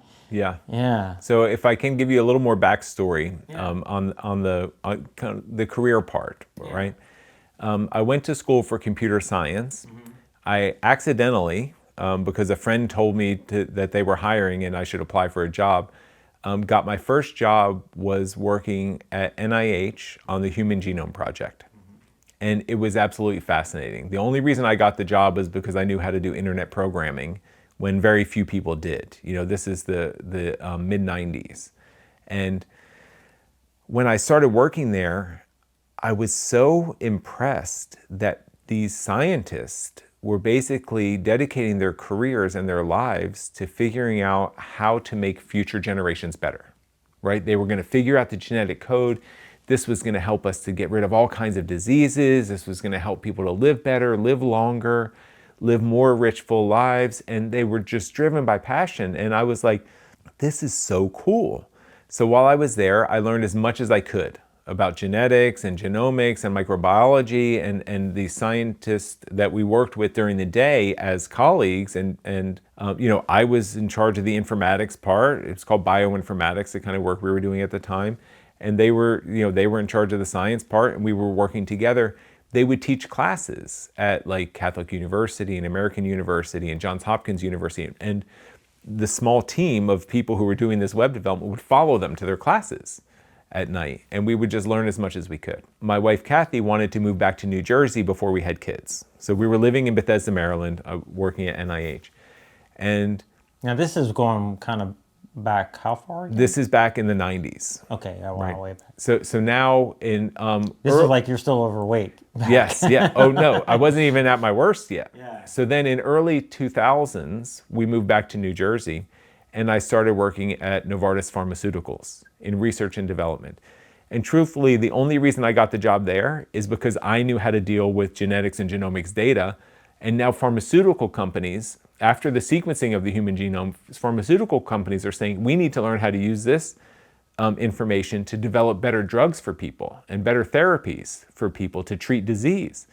And I was like, wow, instead of helping these scientists publish papers to expand the body of scientific knowledge, I can get a job at a pharmaceutical company and I can help scientists to develop drugs that are like going to help people right away. So I was like driven by passion. While I was at Novartis, I started at Novartis in 2002. So you know the story, you know where I was at 2005, I was denied this insurance policy. So here I am realizing that while I'm trying to feel good about my work by working towards drug therapies, like I was as unhealthy as I've ever been. So after I got healthy, I was still working at Novartis, and I said, well, I don't want to help to develop new drugs anymore. What I really want to do is help people to not need medications. I didn't know how to do that professionally. You know, there's no job as there's no place to apply for that job. So I did what I could, and that's where I did all this volunteering for Dr. Furman. Mm-hmm. And then I heard about this this physician who bought this farm up the road. And when I say up the road, it's about 25 minutes from where I live, where I was living at the time and where I live right now. And the headline that got published, I think it was in the New York Times, was "Physician sells medical practice to buy a 342-acre farm to practice food as medicine." Or to prescribe food as medicine. That's cool. And I was like, who's this guy? Read the article, he bought the farm. At the time it was called the Promised Land Farm. The doctor was Dr. Ron Weiss, and now it's called Ethos Farm. And he has on there Ethos Primary Care and the Ethos Farm to Health. I went to an open house. He was just hosting an open house, and me and my chef friend, we went there because he was into preparing healthy food as well. And we went there with my son, Evan, and we sat there in the audience. We watched his lecture, and he talked about all the things that I had learned, you know, over the years, how foods can help to heal and all the things I experienced. Afterwards, I introduced myself. I told him that I'm very active and wanting to volunteer in this space, anything I can do to help others. He took me up on it, and we became friends. So very early on, when he was just doing a CSA, I designed a series of healthy community events. Mm-hmm. We did canning vegetables with no salt. Now, what year about was this? This was probably 2014, 2015. Because this is when he first bought the land. He hasn't really done anything yet? He didn't have organic farm on there or anything. Yeah, he just hired 2 farmers to basically grow some vegetables. Yeah. So nothing has happened yet. Just bought land, and Yeah. and you're at the base But we line. started, I have friends who run a physical therapy practice, and he did like fitness and wellness evaluations, for the members of, these were all programming events for the members of the CSA farm, because people didn't understand, or people probably didn't even really know or care at the time, that he was practicing lifestyle medicine, that he was prescribing a whole food plant-based diet. This is just local people who liked to buy their vegetables locally and from farmers that they could know and meet and talk to. So I was one of the first, subscribers to the CSA, and there were probably, I think there were probably 20 of us. And so I talked to Dr. Weiss, and I developed this series of community events for CSA members that were somewhat centered around health. And one of them, I got to share my own personal transformation story and do that. But basically, I just started volunteering with Dr. Weiss. It says here, Ethos Farm to Health was founded in 2012. Okay. And the farm-based healthcare system was established after he purchased the historic farm in 2011. Okay, so it was 2011 and 2012, and That's the year I went vegan. That's kind of the year I think Nutrition Facts started too. probably. There was a lot going on at the time, I'm so fortunate to have seen it. There was a point in time early on where I literally read every book that was about lifestyle medicine or healing with nutrition or a whole food plant-based diet or veganism. And then there was a point probably around 2011 or 2012 or so, where just more books started coming out than I could finish reading, and when things really blew up. Yeah, I love what Dr. Weiss was doing, and have always been happy to volunteer for him. And that evolved over years. I used to host monthly potlucks on his farm, and I did that for probably 5 years or so. Wow. And we grew them big. We would typically have 80 or so people at a potluck. And then we did a series of events, the first series of Farm days? Yeah, of farm days. And we didn't do one big event, we did it 6 times throughout the year. So we got 6 different speakers, we got the tent, 6 different times, and each of those included a potluck. And my wife and kids helped with the potlucks, and we had 300 and 400 people participating in the potluck. And we had to curate every dish, and we had to give some dishes back because people were using ingredients that we didn't want to support, but we gave everyone who brought a dish, we gave them tickets to the potluck. So some people, we had to give them tickets because they brought something, but we asked them to not, to not put out their food. But there was even a point in time where I borrowed a skid steer because we needed to park people in a field, but there was a huge hump to get over into the field. So I borrowed a skid steer from a friend, and I was up there one afternoon, just flattening this field and getting rid of ruts and stuff so that people could literally drive their cars through there. I built the first stage. And just to help the kind of person that Dr. Weiss is, he came in to work early one day, and he had these paints, and people in the office did not know what he was doing. And he spent about 2 hours outside painting the front of the stage, and he wrote on there, Anthony's stage. And he put a big leaf because he said, we don't have stage, how are we gonna elevate this?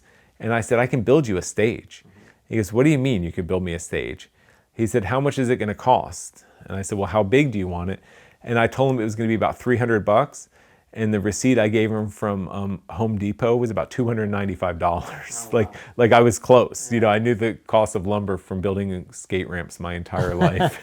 But yeah, we've had a lot of fun together, and we've done a lot of good things, with these potlucks and creating community. And some of these communities have now spun off.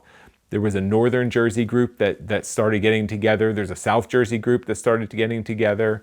And now these things are kind of almost self-sustaining, because these communities have spun off from some of the things that we did out there on Ethos, on Ethos Farm over the past, like you said, about 13 or 14 years. Wow, the power of one, and you create all these other little powerful people that, like you said, spin off and start doing their own things, and yeah. It's just so cool. And I've been so blown away by the variety of things that they do over there, and it's just it is a great place. And then meeting you at the National Health Association, and that's where I met Jason Del Salvo, who also has a farm nearby, who invited me to Ethos. Yeah. Yeah, and so that's how I got landed here in proximity to you, but I'd already met you. Yeah. and we had a kind of like a bro moment because we've been through some Yeah. trials and tribulations that were very similar. Yeah. but yeah, so then it was like, and I was like, oh man, that's a cool project you got going on, and you haven't even mentioned yet, and at the time it was plant-based telemedicine, right? Telehealth. Plant-based telehealth. Yeah, and then that evolved. So yeah, share a little bit. So now we're progressing from Yeah. Ron to now maybe that. Yeah, so it's personal transformation, then it's volunteering to help others, and now it's finding my own way to contribute. To like, what am I going to do now to help, to help others? Before we go into that, I just want to add to what one thing to what you said. Everyone who's in this movement, everyone just like has such a good heart, and everyone just wants to help other people, that it's a really easy community, to meet people and to connect with. I felt called to leave Novartis, to leave my job in pharmaceutical research and development in 2018. I was preparing for that, and how we prepared for that is, fortunately, my wife watched the documentary, The Minimalists, and we started downsizing. And I said, well, if we can really reduce the amount of money that we spend every month, then I don't necessarily need to make a lot of money at work, and I can take some time to explore and to find out what to do. So we sold our big house on a lot of property, and the house itself wasn't necessarily so expensive, but there's just the amount of focus that it takes to maintain a home and property like that was enough to prevent me from thinking about how I was going to change my career. It wasn't enough to stop me from thinking about it, but it was enough to stop me from coming up with something that was that I could do. And then I had financial needs, like I had to be able to maintain everything, so I needed to make quite a bit of money. You needed creative liberty. Yeah, so what I did was that we freed that up. We basically took finances out of the equation. We made sure that I could do all of my things that I wanted to do as a father and as a husband, and we just got rid of all the excess stuff and we downsized. And then in August of 2018, I left my job at Novartis. I didn't know exactly what I wanted to do, but I started working on a health coaching certification because I knew I had helped people before, but I wasn't like a certified health or trained, a trained health coach. And I thought that there was some value in that. So I started doing that, and then I also just went to all the places. Like I went to all the conferences and all of the events, the ones that were for doctors and providers, and the ones that were also just for people who wanted to learn. At one point, it just became so obvious to me that there was this pattern, and I saw it every single time. What would happen is a doctor or a physician scientist or someone would get up on stage and they would talk about the rationale behind healing with food. Whole food plant-based diet, how it cures conditions, and each doctor talks about their own conditions, whether it's autoimmune disease, whether it's diabetes, whether it's heart disease, whether it's mental health, or like whatever it is, right? They talk about it. Then they share case studies or success stories, people like me, and they talk about how it's impacted this person's life or that person's life, and how much better they are off now that they don't have to deal with these conditions anymore. And I know that, and I believe that because I've lived that myself. And then they go to Q&A. And almost every single time during the Q&A, someone from the audience raises their hand and they say, "Hi, my name is so-and-so. I also suffer from heart disease, diabetes, autoimmune conditions, multiple sclerosis," whatever the condition is that this doctor just was speaking about. Someone in the audience is suffering for that and is looking for a solution. And then they would say, "Where can I find a doctor who can help me?" And there was never a good answer to that question. There's so many follow-up questions, or so much information is needed to be able to link someone with a doctor like that. Where do you live? Can you afford to travel to go somewhere else? Can you go to somewhere like the retreat center? Can you come and stay in New Jersey and see Dr. Weiss for a period of time? Can you go to see Dr. Stancic? Can you call Dr. Esselstyn, at the Cleveland Clinic? Can you can you afford to go to the McDougall immersion? Can you carve out the time in your life to go do these things? Or can you piece it together, going to this conference, that conference? The point is, it's way too complicated. Yeah. There was no easy answer. But I knew so many doctors from having, basically been volunteering in this space for 15 years. I knew so many doctors who wanted to practice lifestyle medicine. And I knew so many people who wished they had a doctor who practiced lifestyle medicine. When I say lifestyle medicine, specifically lifestyle medicine based in whole food, plant-based nutrition, or vegan, whole food, low-fat, plant-based nutrition. People wanted that, but they couldn't find it. I know technology, and I know systems, and I know, how to put things together. And I said, well, what if we had a telemedicine platform where people could see their doctor over the computer? Again, this is now early 2019. So telemedicine was around.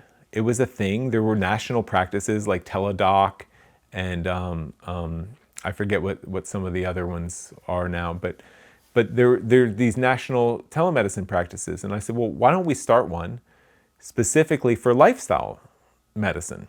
And I talked to a few doctor friends. They thought I was crazy. They're like, how are we or you going to start a telemedicine platform? Everyone told me no, that they didn't want to work on it with me. I just kept looking into it and figuring it out. And eventually I convinced a doctor to partner with me. Her name was Dr. Lori Marbus. And together we started plant-based telehealth. And she was already licensed in multiple states. But my thought was, if we have a doctor who's licensed in like 3 or 4 or 5 states, hopefully they could find enough patients to keep their schedule busy. Because I know doctors who basically started in-person plant-based nutrition, practices that were based around whole food plant-based nutrition, were kind of having trouble because their geographical area was kind of limited, and could they find enough patients in this area, to support their practice? And many of them were not able to. Many of them eventually went out of business. But I didn't want to just be available for some people. I wanted to create a national telemedicine platform so that everybody in the country could have access to real licensed, board-certified medical care that was based in whole food, plant-based nutrition and lifestyle medicine. Yeah. So it took a year to get it going. It took a little bit over a year to get it to the point where Dr. Marbus was ready to see patients. The first patients were seen March 23rd of 2020. Wow, that's right when COVID hit. It was a week before COVID hit. In fact, some of the earlier videos that we were doing were kind of speculating, is this going to be a real thing or what? Yeah, that same month I had, in March 2020, that first week I had met with Garth Davis to hey, let's start a project together. And that month I had 2 videos lined up with Barnard, 2 videos lined up with Gregor, and Dr. Kong was going to fly to see me, and I was going to video the Minister of Wellness, Nathaniel Jordan. Everything was canceled except for the Minister of Wellness. Wow. That was the only thing I got to be able to do. But I was able to at least do the project with Garth before then he foiled it all by moving to Texas. So that was a very memorable month for me. I'm sure. I mean, and truthfully, it was a memorable month for everyone. Yeah. It wasn't necessarily good memories for a lot of people, but at least we weren't brick and mortar. No doubt. So certainly, without a doubt, people were shifting their focus from prevention and reversal of disease to survival. We announced that Dr. Marbus was ready to see patients. We announced to the world plant-based telehealth. I didn't get everything done, the website and everything, until it was almost midnight. So I did my first social media post, and I said, this is what I've been up to. It was kind of a long post. It still pops up every March in my memories, which I love. And this is what we've created. And I went to sleep, and I woke up the next morning, and I had heard from 23 people responded, and they wanted to book appointments. Nice. They're ready to book appointments, and wow. I was thrilled.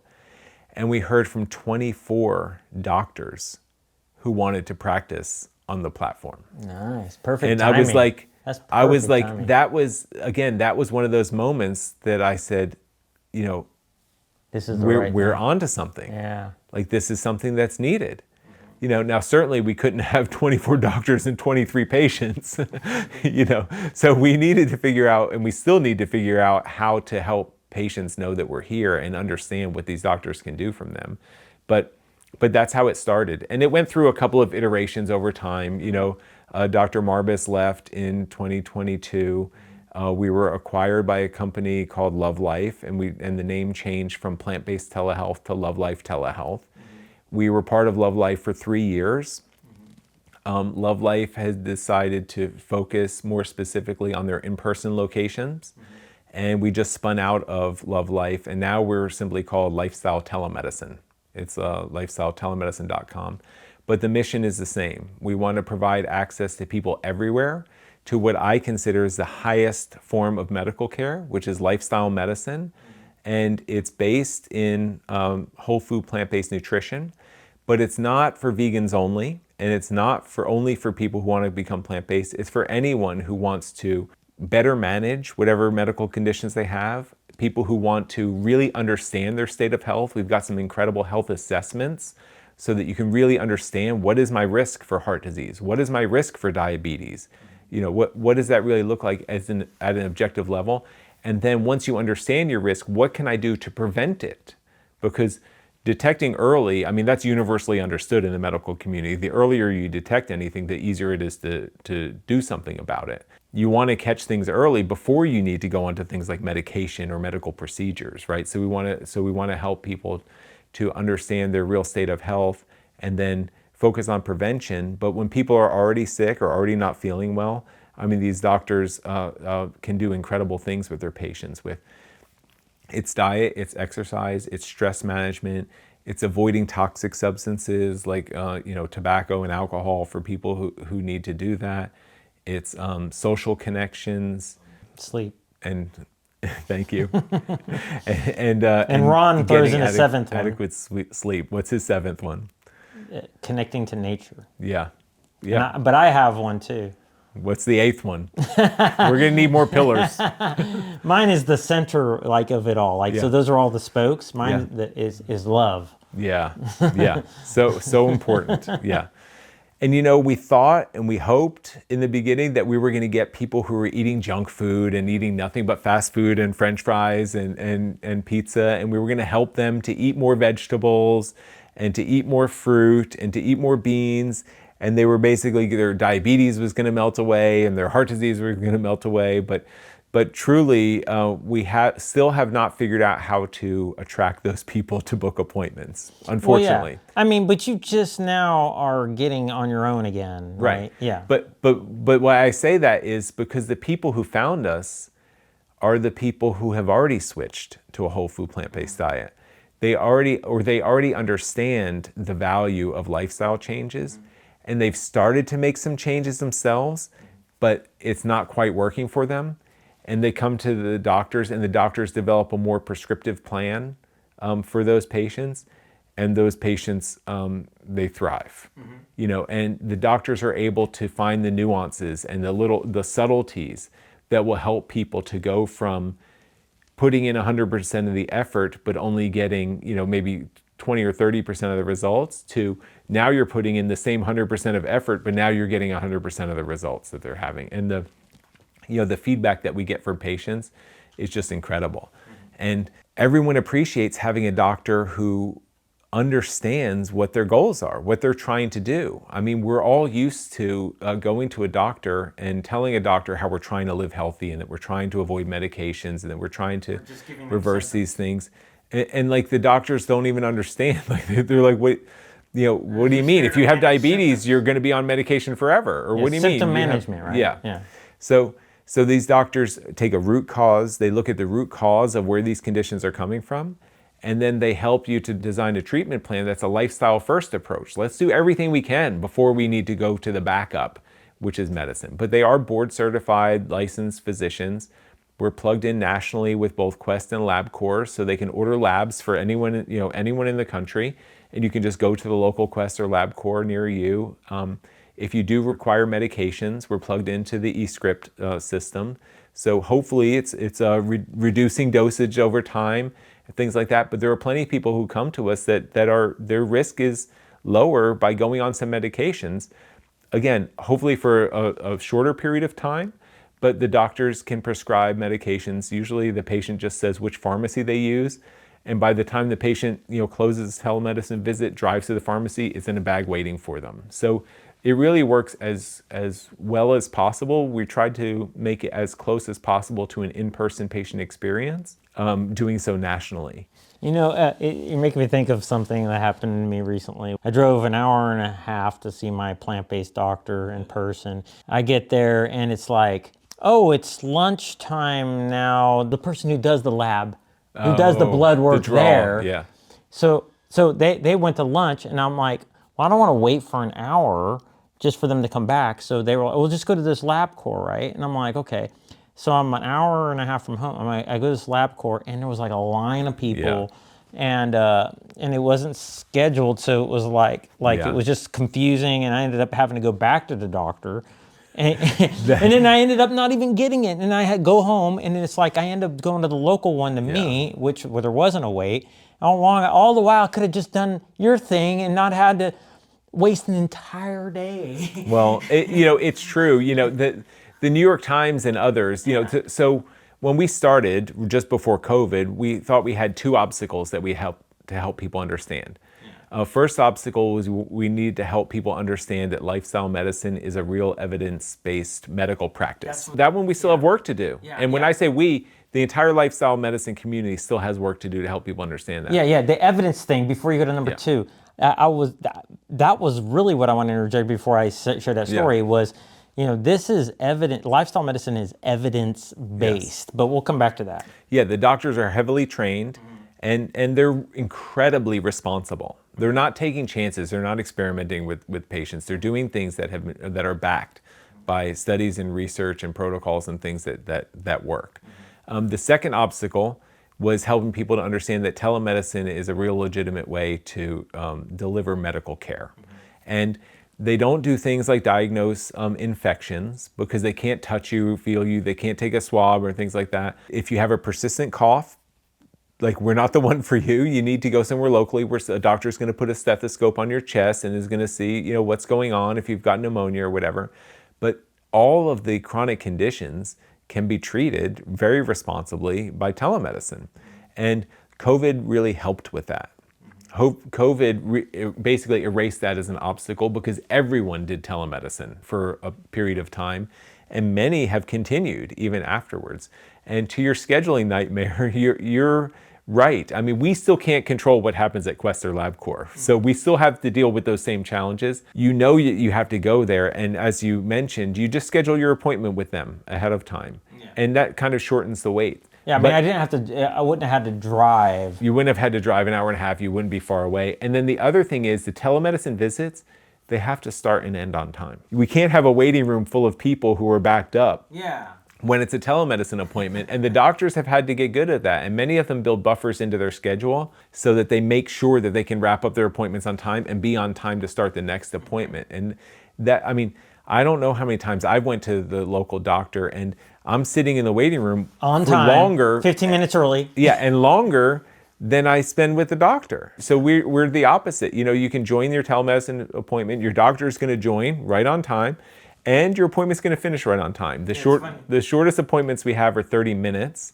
That's all time with the doctor. And most new patient appointments are encouraged to be 60 minutes. So a full hour with your doctor. So you spend at least, most people probably go 15 minutes to the doctor, not an hour and a half like I had to because I wanted a plant-based doctor. But so you drive there 15 minutes maybe on average. Then you want to be there 15 minutes early because they tell you to.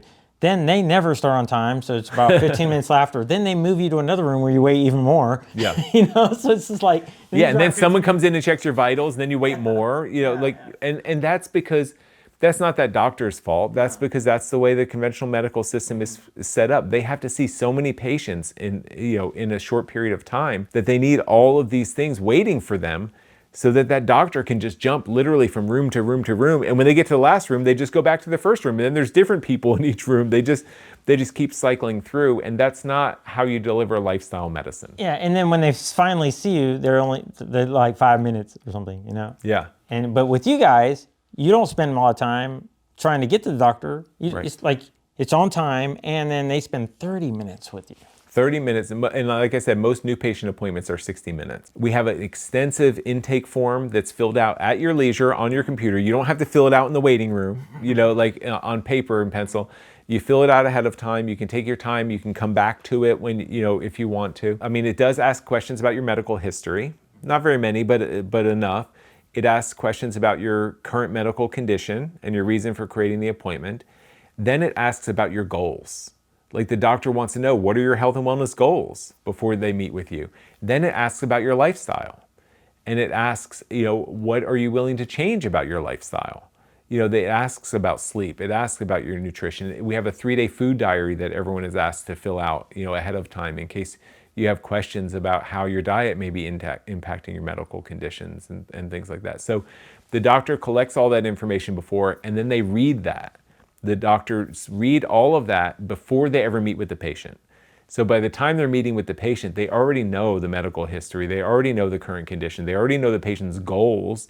They already understand the patient's lifestyle. So then the visits start with getting to know each other, and then the doctor asking clarifying questions so that you can really talk about what are you going to do to treat these conditions. Not just ending the visit with an accurate diagnosis, but ending the visit with an accurate diagnosis plus a treatment plan that involves lifestyle changes that can be made to improve your condition. What better way to address an issue than to get to the core of the problem instead of just symptom management? Good stuff, and evidence-based. And it's a reason why I love and am excited about this. I want to recommend something to people. I want something, in the comment sections of my videos, I want to be able to say, in all my videos, as many as possible, I want to be able to say, if you're having difficulties being vegan, a real vegan, what I mean is they're really vegan. Like they have that ethical anchor, that gut-wrenching conviction, that moral obligation to veganism.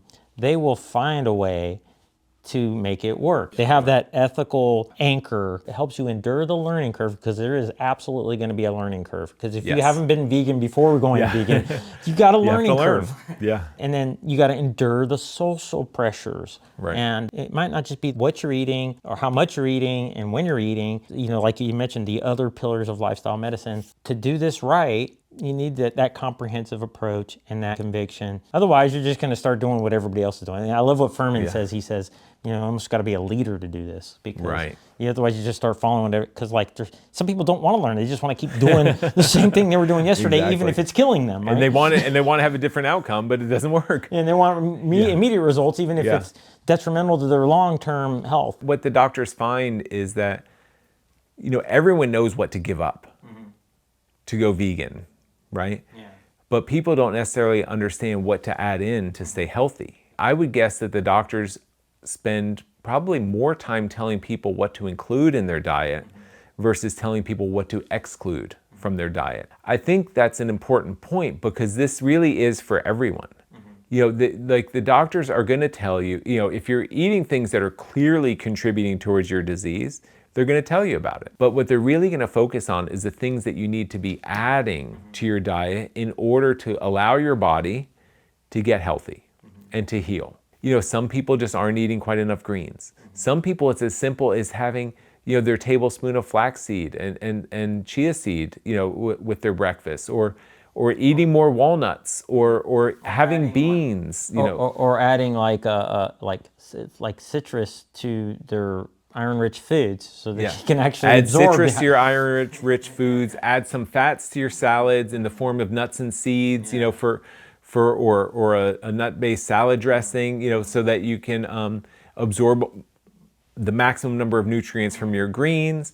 Getting I almost said the right berries. You commented earlier about the size of the blueberries, but it's true. And we do know that, right? And for a general everyday person, it doesn't matter. I'm going to say right now, it doesn't matter what size blueberries you eat. But if somebody has a medical condition and somebody really needs a maximum number of antioxidants, every little bit will help. And don't have the bananas with the berries. So there are all these subtleties, and they're not hard. I mean, lifestyle change is hard, right? Changing your diet is hard, but changing your diet in a very healthy way is no more or less difficult than changing your diet to an unhealthy plant-based diet or an unhealthy vegan diet, right? Like, it's still the process of change. You might as well change in a way that gets you all these other added benefits, as well as the animal welfare and the planetary benefits and all of those things. Yeah, you're making me think of like how sometimes people are like, well, you got to meet people where they're at and baby steps. Blah, blah. I'm like, yeah, but that's a lot of steps. Just go straight to it. Less steps. I mean, everybody's different. I know. Everyone's different. But if you've got serious medical condition, or if you're really in a place where you're ready to make big changes, like I was, like, give me all the information. Yeah, don't placate me. Like, patronize Dr. Furman does not have a soft approach. No. Or he did not, at least when I read that first version of Eat to Live. He might have, he might seem to be a little bit softer of an approach now, but I wanted a direct message. And I'm so grateful that I got it, because it was exactly what I needed.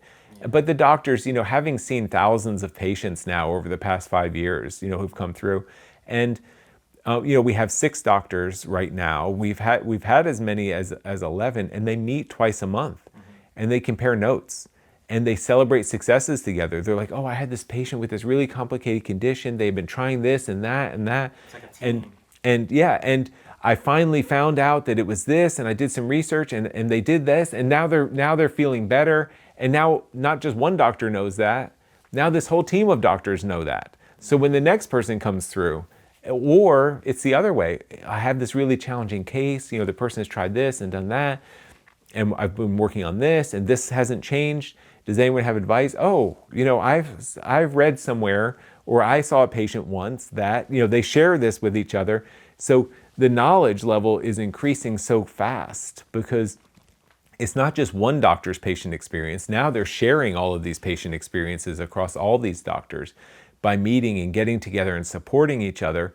So even though you're seeing one doctor who happens to be licensed in your state, you're really getting the collective knowledge of all the doctors, on the team, especially if you've got a complicated condition, or especially if you've got some social situations that you're having trouble dealing with. The odds are that the doctor has had other patients who've been in similar situations and have, they've worked together to figure them out, and the patients are getting the benefit of all of that as well. Nice. Yeah, you came up in quite a few interviews here lately. When I was at Vegan Summerfest, for example, Dr. Kim Scheuer, am I saying that right? Yeah. Yeah, I got to interview her. She's one of your doctors that you have a really good rapport with as well. And that was a really fun talk. She's a fascinating, amazing woman. She basically veganized her whole community. She was telling me. It was so cool. There's no way you got her to sit down for the interview, though, is there? Yeah. Did you? I mean, a lot of energy, yeah. I would be surprised if you got her to stand still, let alone sit down. That's an accomplishment in itself. Maybe because of Vegan Summerfest, we were running around a lot, and it was just the right place to do it. I mean, she's typically the person who's standing in the, when there's a lecture going on, she's the one standing in the back of the room doing jumping jacks or something, or push-ups, or in between, not even in between speakers, in between sentences when the speaker's up there. Yeah. She's cool. So I'm excited to have her interview in the mix. And I'll be able to show her in this when I mention her, and show you now when you're mentioned in that. You might have been mentioned in Carol Barnett's interview, but also Ted Barnett's interview, definitely, because his Pale Blue Dot community and the Rochester Wellness, they send... That you guys got a partnership essentially with them, right? To be fair, all of our partnerships are just mutual benefit for the participant or for the patient, right? So we are very proud partners with the Rochester Lifestyle Medicine Institute, and specifically their 15-day jumpstart that they do with people to help people to switch to a very healthy, whole food, plant-based diet to work on medical conditions.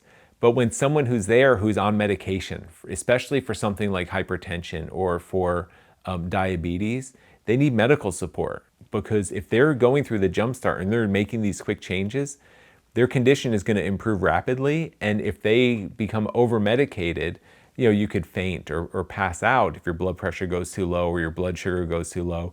And here you are getting healthy, but then you could fall and hit your head on the ground and get injured or something like that. So it's a really nice collaboration in that way, where they can help to teach people what to do and provide this immersive experience, while they can refer to a doctor at lifestyletelemedicine.com to provide complementary medical care that's going to help the patients who are going through their program, especially those ones who have higher risk because they're on medication and they're going to get well and they're going to need that medication reduced. And they can go back to their regular doctors, but regular doctors don't really understand how quickly you need to change these medications, because they're just used to prescribing escalating doses of medications for conditions like diabetes and blood pressure over years.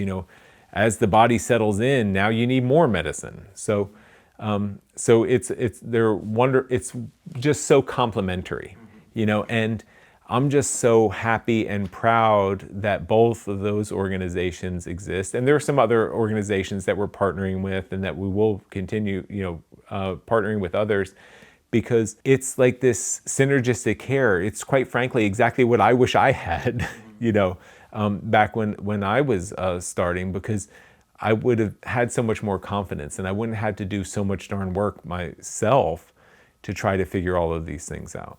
Yeah. And here I am kind of experiencing how it's all linked together, Yeah. which, conveniently it's VeganLinked. Yes, exactly. And I would love You're creating these links. Well, I would love to see more of it all come to another level. Like, we're probably at a close here, like with this interview, but I do feel like, there's potential for you to go much further. Yeah. But right now, you're probably just still trying to get reestablished with the whole. Well, we're pretty well reestablished now. We've been back on our own for about 2 months, at the time that we're recording this. So we have our systems and processes, and most of the background, everything is kind of happening. And when I'm saying systems and processes, it's the boring stuff. It's the accounting systems, and it's the payroll systems, and it's the the business entity stuff. It's all the behind the scenes stuff that had to be either changed or implemented to support it. The doctors, I'm very proud to say that our transition was so smooth. Working with Love Life on this as we were separating from them. Patients were seen on Monday. I think it was June 30th or 31st was a Monday, and patients were seen at Love Life Telehealth. And then July 1st, the patients kept their appointments. They were still seen by the same doctors, as part of lifestyle telemedicine. We did that transition pretty seamless. And I think for the patient experience, it really, it's a name change, and that's all there is to it. For us behind the scenes, there was a little bit more to it, but it's still the same doctors, it's the same care, and it's the same kind of mission to really help people to live their best life. I guess I was just imagining, though, like the potential to see other partnerships, like maybe imagine somehow with PCRM, American College of Lifestyle Medicine or something. I don't know. Because like I'm seeing more and more evidence of community initiatives develop, and I think that lifestyle telemedicine, wherever there's a community initiative, could be an integral part of that effort. The 3 most important things for me are raising children vegan, growing food, and community. Lifestyle telemedicine is kind of like, if you need help with any of that, here we are. Whatever initiative, like American College of Lifestyle Medicine is doing more community stuff, and even PCRM and all these other organizations. So it's like, whatever initiatives being done there, I'm excited to see be as successful as possible. So I'm hoping to see maybe you grow to another level. And right now, I guess you just, maybe the next level for you is just getting more doctors. And if somebody goes there and they don't see one in their state, maybe eventually they will soon. So we grow like an accordion, right? Like we need to bring on enough doctors to serve patients. Then we need enough patients for those doctors to fill their schedules. And then as soon as we do that, we can bring on more doctors. Then we could bring on more patients. And so that's how we will grow over time. Our tagline is kind of lifestyle medicine for everyone. We want to be available for everyone. And we've done that pretty good. So far, the last I checked, patients had been seen in every single one of the 50 US states, plus Washington, D.C., and 27 other countries. They can't provide licensed medical care to other countries because we're not plugged in with the lab systems. We can't order labs. They can't prescribe medications because we're not plugged in with the pharmaceutical systems in other countries. But they can still do lifestyle medicine consultations. They can still help people with the lifestyle changes that need to be made to, again, treat the root cause of their disease and to heal and get well. But those patients will just have to see their local doctors to get their medications adjusted or to get any lab testing and things like that. I guess the last thing I can't help but wonder now is, did we miss something here in respect to like what kind of person ultimately is the ideal person Yeah. that comes to you? Because, there's lifestyle coaches, there's dietitians, nutritionists, and all these different, and all these people could be lifestyle medicine practitioners, but you only have doctors, right? Right. Yeah. Yeah, so we have doctors. So, and I'm trying not to just sound like I'm casting the widest net. Really, anyone who cares about their future state of health should meet with a lifestyle medicine doctor. And the reason I say that is because they help people who are already sick. They help people who are suspicious that they're or are becoming sick or recently diagnosed. But they help healthy people too. And they help those healthy people to understand their real state of health. And we have right on the front page of our website, we have this heart health assessment and this metabolic assessment. It's not by accident that we chose these two assessments. It's because these are the two conditions that develop over time with unhealthy lifestyle. Why would you want to guess, what's your current state of heart disease? The doctors will test these advanced markers. It's a fully comprehensive lab test tied to your current lifestyle. So they'll look at everything there and they'll assess your goals and they'll help you to understand things long before they manifest into a treatable condition. And they'll do that for the same thing for potential diabetics or even for people who are dealing with obesity. We talked very early on, can you be healthy and obese at the same time? You may be able to, but the only way you're going to know is to get individualized care. You're not going to learn that by reading a book, right? Or by doing self-research. You need a medical provider who can test these things. But the patients who I love to see coming to us are people who are ready to change. People who have been recently diagnosed with the condition or they've been told by their doctor, hey, look, your A1C is creeping up. Pretty soon we're going to have to put you on medication. Let's catch that before you start, right? Or people whose cholesterol is creeping up from like 165 to the next year it's 170, the next year it's 175, now it's 180. Your conventional doctor is not going to do anything for you because they're not going to prescribe you medication until you get to or exceed 200 on your cholesterol, right? Then they're just going to, they're going to put you on a statin, right? Automatic. But our doctors will say, hey, look, your cholesterol is creeping up over time. This could be a risk factor for heart disease.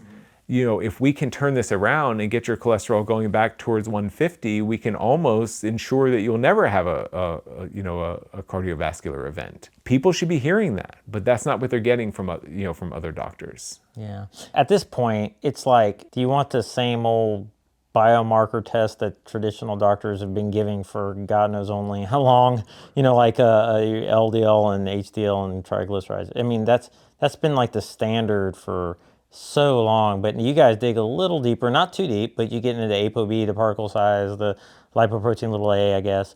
I mean, those are things that I feel like every doctor should be doing at this point, Right.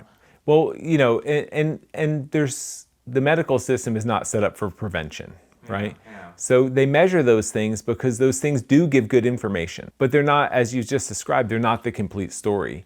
Yeah. There are people who have high cholesterol that are not at an increased risk of heart disease. Maybe that's a rare case, but you don't have enough information if you only measure the cholesterol to even determine that. And there are people with low cholesterol who still have a high risk of heart disease. And, maybe that's not a better example. Maybe a better way to say it is like some people, like your LDL may be high but not atherogenic, or it could be low and atherogenic. Yeah, I mean there are other factors, and then like how did it become high? And what are you eating? So yeah. I mean, maybe I didn't choose a wonderful example, but these are the kind of things that a doctor who understands lifestyle medicine, who will dig deep with you and will collaborate with you, based on the goals that you want to achieve, and will help you to understand, what is your risk, and then once you know your risk, what can you do about it?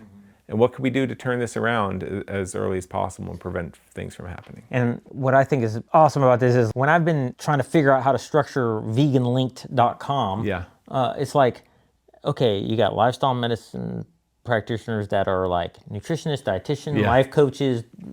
What is exactly a life coach? How are they certified? Blah, blah, blah, blah, blah. And then now, how do I know that these people are legit, blah, blah, blah?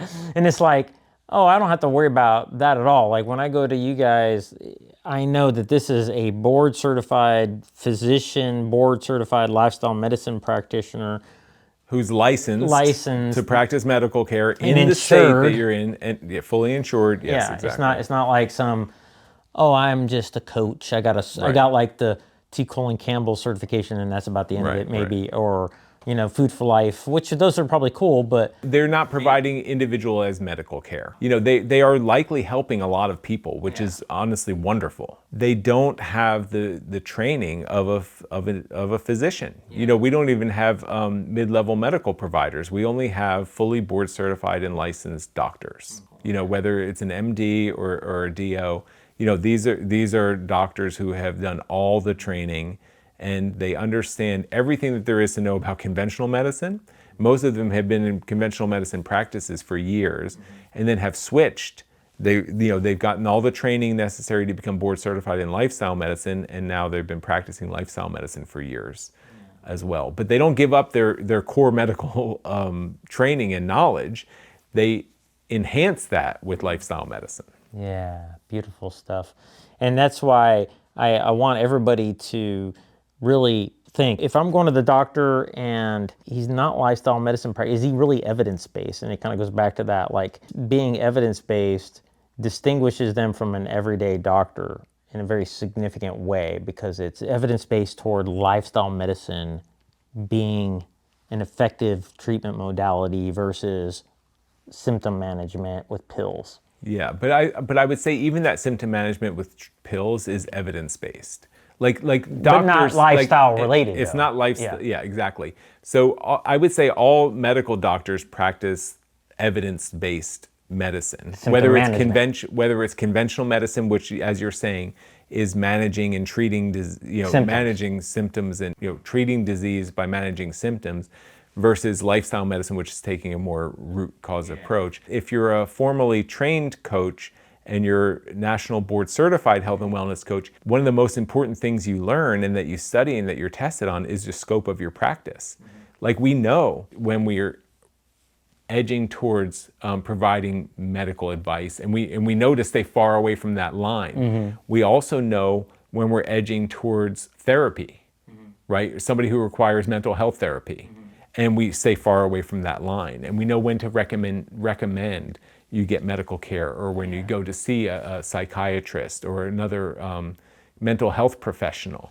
You're right, stacking up the medical credentials with the lifestyle medicine on top, it's a really wonderful recipe for very responsible, evidence-based care and for prevention lifestyle changes. For disease. Yeah, for treating and disease. your story is an example of how lifestyle can culminate into this healthy individual that's free from medications, right? You're not on any medications right now.